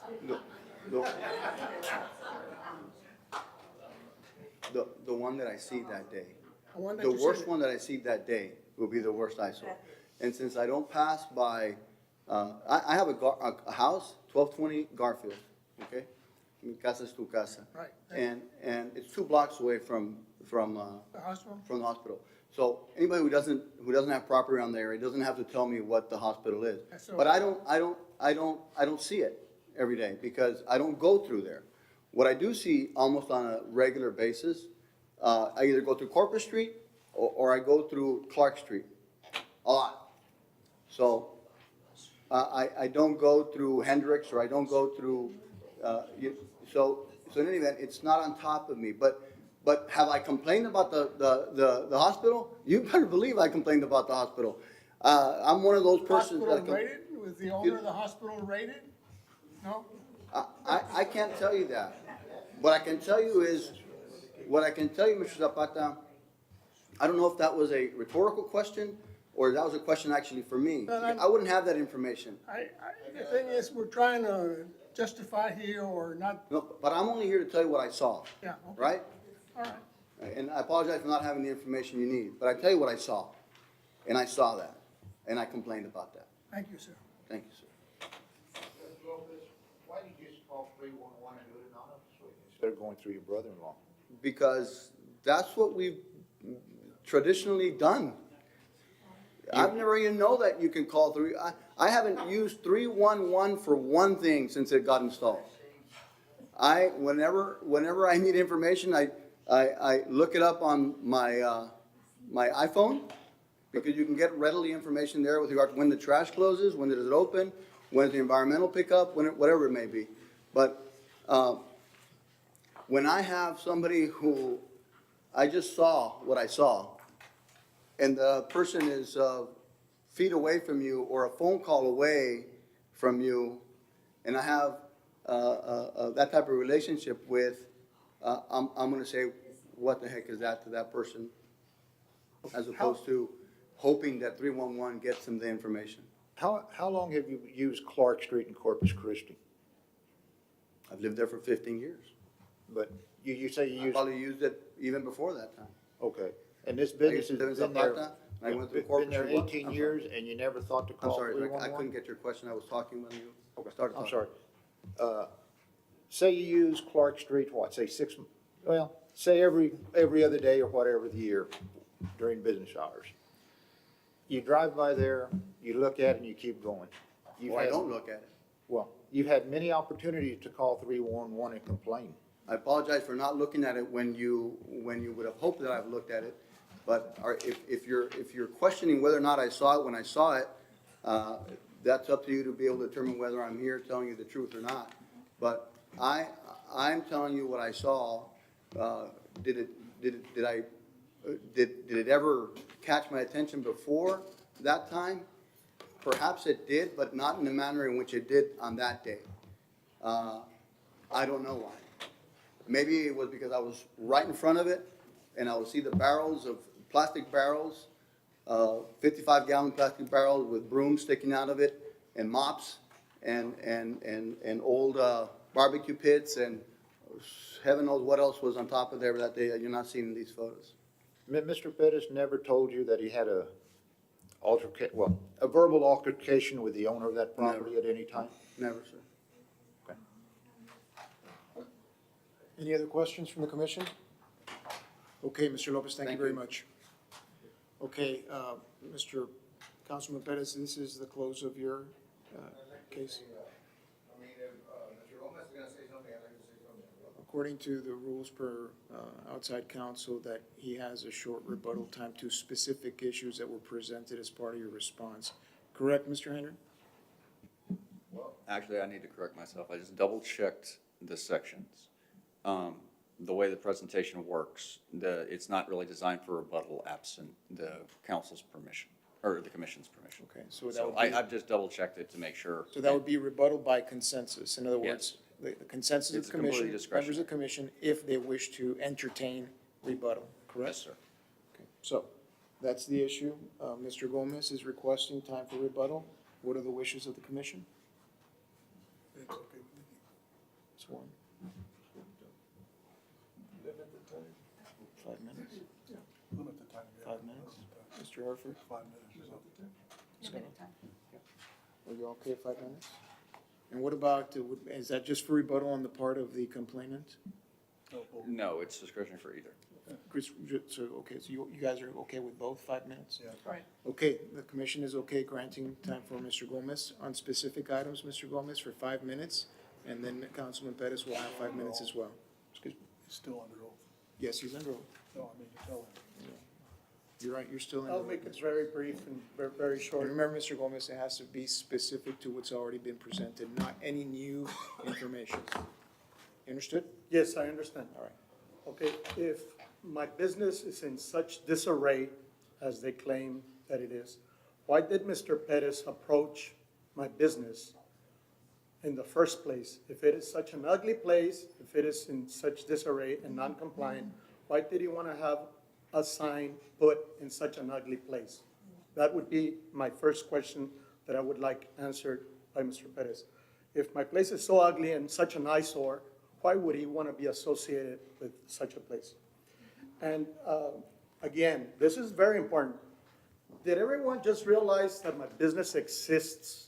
I've been there so long, and I became an issue after this election, during this election. Why did Mr. Pettis not go to any of the city staff like he did after the election? Why did he not do it before? What took him so long? The same question that you asked the honorable judge. Did they just realize that I exist? Don't they know 311 exists? That's what 311 is for. Why did Judge Lopez have to go to his brother-in-law to voice this complaint? And most importantly, is there any record of any 311 call on my business? Anybody complaining? We're not talking about Torres receiving or the mayor. On the minutes, it clearly states that they have never received any complaints about my business. The mayor, clearly on the minutes, and Commissioner and City Councilman Torres clearly state on the minutes that I have never been an issue. They have never received a single call. I become an issue now after the altercation, after the raid. I become an issue. Now I exist, and the judge had to go through his brother-in-law. Why 311 call does exist? Citizens' complaints. I want proof. I want proof of citizens' complaints. Mr. Pettis is saying that he had numerous citizens' complaints about my business. Specifically, can he give me some examples of citizens' complaints that he received? Why was he receiving citizen complaints? He lives in District 3. Why are they giving him complaints about another district? That would be my question to him. Why, another one, is why did Mr. Alex Pettis go to Ramon Chavez, city staff, and why not go through Mr. Horacio de Leon, who is the city manager, which would be the right chain of command, the right way to do it? Why did he not go to Horacio de Leon to look into my business after they've driven there thousands of times? Every single one of probably everybody that's seen here, I now become an eyesore. I now become an issue because I did not conform to his political agenda. That is all I have to say. Thank you, Mr. Gomez. Thank you. Mr. Councilman Pettis, 5 minutes, you're still under oath? Just something that kind of bothered me on the hospital. That's a sore subject. It's in district court. It's coming up in November, October. Mr. Salas, you were at a meeting recently where we're trying to do something. So projects of this size take a long time to do, and it's on course for something to be done. I'm a representative of the city. I represent my district. I represent the city. I have coffee with people every day. I'm a hands-on kind of guy. People talk to me about stuff. They call me, they text me. I deal in person. I don't take notes when I have coffee with somebody. I don't document it. It's kind of it's all up here. That's just the way I work. There's no need, for my constituents, most of them, to call 311. I get complaints about the bridge. I get complaints about, things that are happening in Sinal. People call me about everything. So it doesn't matter if I'm a representative for District 3. I represent the city. And at that time, when I ran for commissioner, I was actually the mayor pro tem. So you know, I was representing the city at that time, and it's my neighborhood. The Heights is not my district, but it's my neighborhood. And just to be clear, the race that I ran was not just in my district. It encompassed many districts. So the complaints that we got were from the people that lived around that area. Did we complain about other things? Did I tell Ramon or the city manager about other things? I probably did. When you run campaigns like that, you pick up a lot of input from people. They want a speed bump. They want a new street. This is in violation. You know, that's what campaigns are for. You want to do the best that you can for the people. You listen to them, you get their complaints, and you do something about it. You know, I don't call 311 all the time. You know, he's saying there's no 311 calls. I bet you if you look, there probably is some 311 calls, and I can get you that information. But our job is to represent the people. They have complaints. There's something clearly wrong. I'm going to report it. That's my job. It was done after the election, you know. And as far as signs, you know, he's saying his business is the flea market's an eyesore. It is an eyesore. We put signs on empty lots. We put signs on trees. You know, if the ordinance lets us, we're going to put signs basically anywhere we can. So it doesn't matter what kind of business it is, especially if there's another opponent sign, I'm going to stop by and ask even more so. So that plays nothing into it.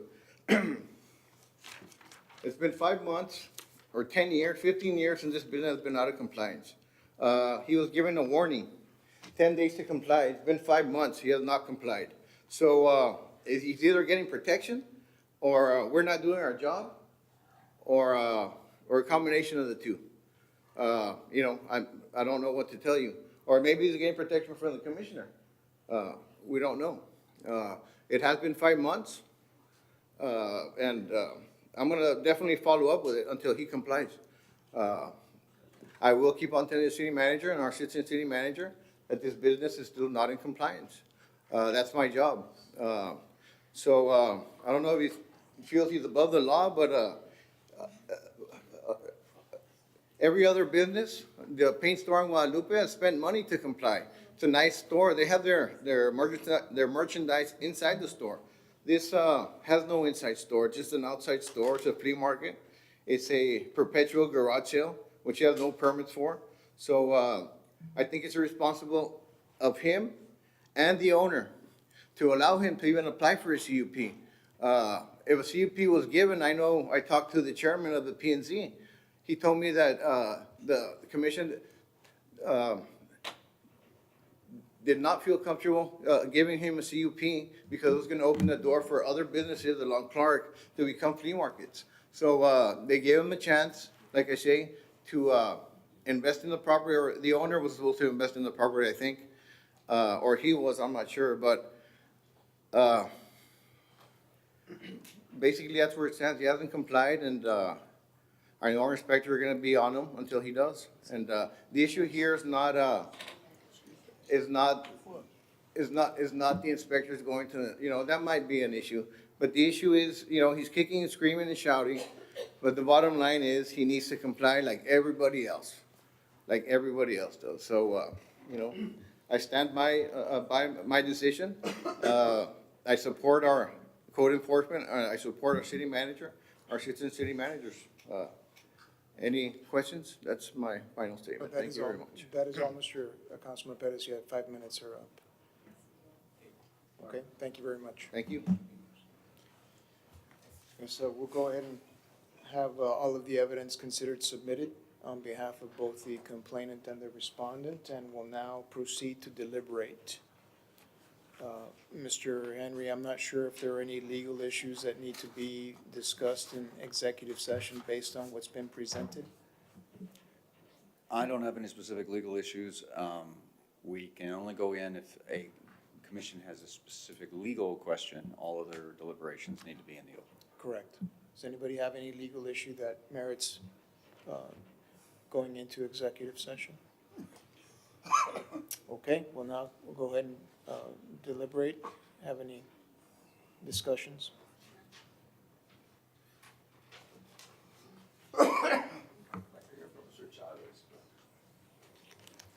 Mr. Chavez is not present. He's not present today.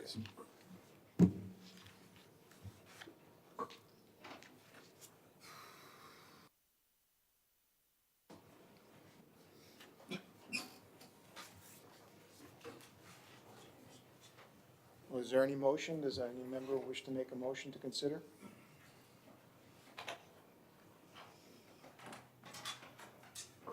Mr. Chairman, I agree with Mr. Sanchez. I mean, Mr. Chavez seems to be the player here that's crucial in, at least in me, making a decision that whether there's a violation by Mr. Pettis or not. And I don't know if we can delay the decision here till we hear from Mr. Chavez, or May I ask for the commission to make a brief 5-minute recess? We'll see if we actually have the ability to get him here. Otherwise, he's not here right now, so we would have to call him in. You all want to recess, or do you want to wish to proceed to entertain a motion at this time? Let's recess. Is there a motion to recess for 5 minutes? So moved. Second? Mr. Chairman, Commissioner has a motion. We're gonna. It's a motion for recess? 5 minutes, recess. Okay, and there's a second already on the floor. All those in favor say aye. Aye. Okay, motion passes. I'm glad it doesn't work, but.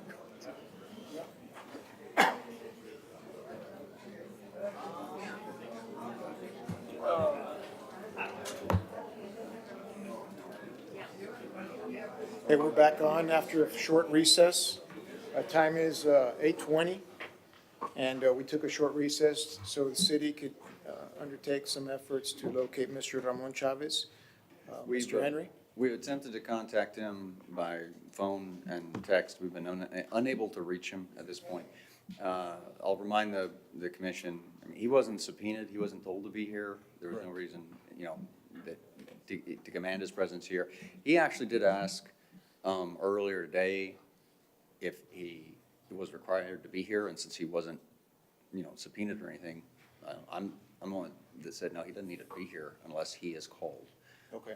And he was not called. So our inability to get a hold of him was just because, we didn't know you guys wanted to talk to him at this point. Understood. So we can't get a hold of him tonight. Very good. Okay, well then, the commission must resume its deliberations. We need a motion to start deliberating. Correct. Make a motion that we begin deliberating. Is there a second? Okay, that opens it up to deliberate. Okay. Proceed. I don't think we have. I think we still have to talk to Mr. Chavez. Well, I think we do too, but that's a separate issue from the one we have. We have two issues here. Okay, one that, what about Mr. Pettis, and then we also have an issue with Chavez. So, I think we need to, we can't do anything with Mr. Chavez, except maybe we make a motion that later on to ask him to come in front of us. Okay. But I do think we need to make a motion of do something in the realm of Mr. Pettis. I mean, Correct. whether we dismiss it, whether we move to do something else, that's what we got to discuss. That's my opinion. That is correct. The issue is Mr. Pettis' complaint, or the complaint against Mr. Pettis, based on the evidence that has been presented this evening. Mr. Henry, correct? That is correct. Yes, sir. Chairman, I make a motion to dismiss the complaint. Okay, there's a motion to dismiss the complaint on the floor. Is there a second? I would like to continue discussing, so. Okay. Okay. I think we need to discuss before we make a motion. I know that, that's why I'm asking, he has to retract it, or we go on to the motion. Go ahead and let it discuss, that's fine. So, Discussion, there's a yeah, motion. my discussion is that we need to be able to tie, with the evidence we have, Mr. Pettis to the actual raid. We have a blank there between Mr. Pettis and Mr. Chavez. That is a problem. And based on what we see in there, Mr. Chavez has said that he called it. So it was reported, and we also had the judge that mentioned the fact that he had in fact given it a complaint to Mr. Pettis. So we do know we had at least one complaint that wasn't from Mr. Pettis. So that's something in that favor. So I think on these things, I think we have to base whatever our opinion is. I have no opinion at this moment. I do tend to go along with the motion that was made, but that's just my opinion. Okay, any other comments? Okay, so there's a motion by Mr. Patiño, second by Ms. Alexander, correct? Correct, Ms. Alexander, you got a second? Okay. I'll go ahead and call the question. All those in favor say aye. Aye. Against? Mr. Herford, against for the record. Motion passes, complaint is dismissed. I also like to make a motion, Mr. Chairman, that we move to instruct the exit compliance officer to draft a notice of complaint against Ramon Chavez for potential violation of Section 202 of the Laredo Code of Ethics and distribute pursuant to Laredo Code of Ethics. Okay, there's a motion on the floor as so mentioned by Mr. Pease. Is there a second? I'll second that. Okay, is there any discussion? Yeah, discussion, Mr. Chairman. I still feel that the city is really in violation of the ethics and the approach that they use to make raids. I'm not, I wouldn't dispute that, but unfortunately, that's something for the city council to deal with, not us. All we can deal with is what we have in front of us. I mean, it's a good position, but And it's, we want to make it known. well, I think we're making it known by our comments and the fact that we're calling Chavez in here. That's my opinion. But Personal feelings have got nothing to do here. It's what we can see and we can verify under the law. So, Mr. Pettis had nothing to do with the raid. And Mr. Chavez, according to what we've heard, had everything to do with the raid. So now we gotta find out Yeah. why. You know, if I was Mr. Pettis, I think I would learn ethics here. I think there's something there that he needs to learn in ethics. But that's not what we're doing That's now. not principle. We've already cleared that message up. I think what we're doing now is taking it to the person who may have violated ethics. May have. We don't know. We have to hear the comments. Call for the question, Mr. Chairman. Call for the question. All those in favor say aye. Aye. Against? None. Unanimous. Okay. All right. Next Chairman. item. Mr. Chairman. I move for adjournment. There's no need No, no, for no. executive session? No, I need instruction on, to draft an opinion. Yes. You if have to could- instruct me to draft an opinion. Correct. Let me have you, Mr. Henry, if I can go ahead and have you, instruct you to go ahead and instruct the opinion based on the decision made by the commission today with respect to the complaint by Mr. Gomez against Mr. Pettis. Yes, sir, I shall do so. Okay, all right. Anything else? No, sir. Okay, and is there any need to go into executive session? No need. Okay, there's a motion to adjourn from Mr. Pease? Yep. Is there a second? They don't need a second. Mr. Sanchez? Let's vote on it. No vote. No. You just vote, you don't. All you those don't- in favor say aye. Aye. Whenever it's adjournment, you vote on it. If it's not, you keep going. Otherwise, you don't need a second. We're We'll adjourned. get the Robert's Rule of Order here one way or another.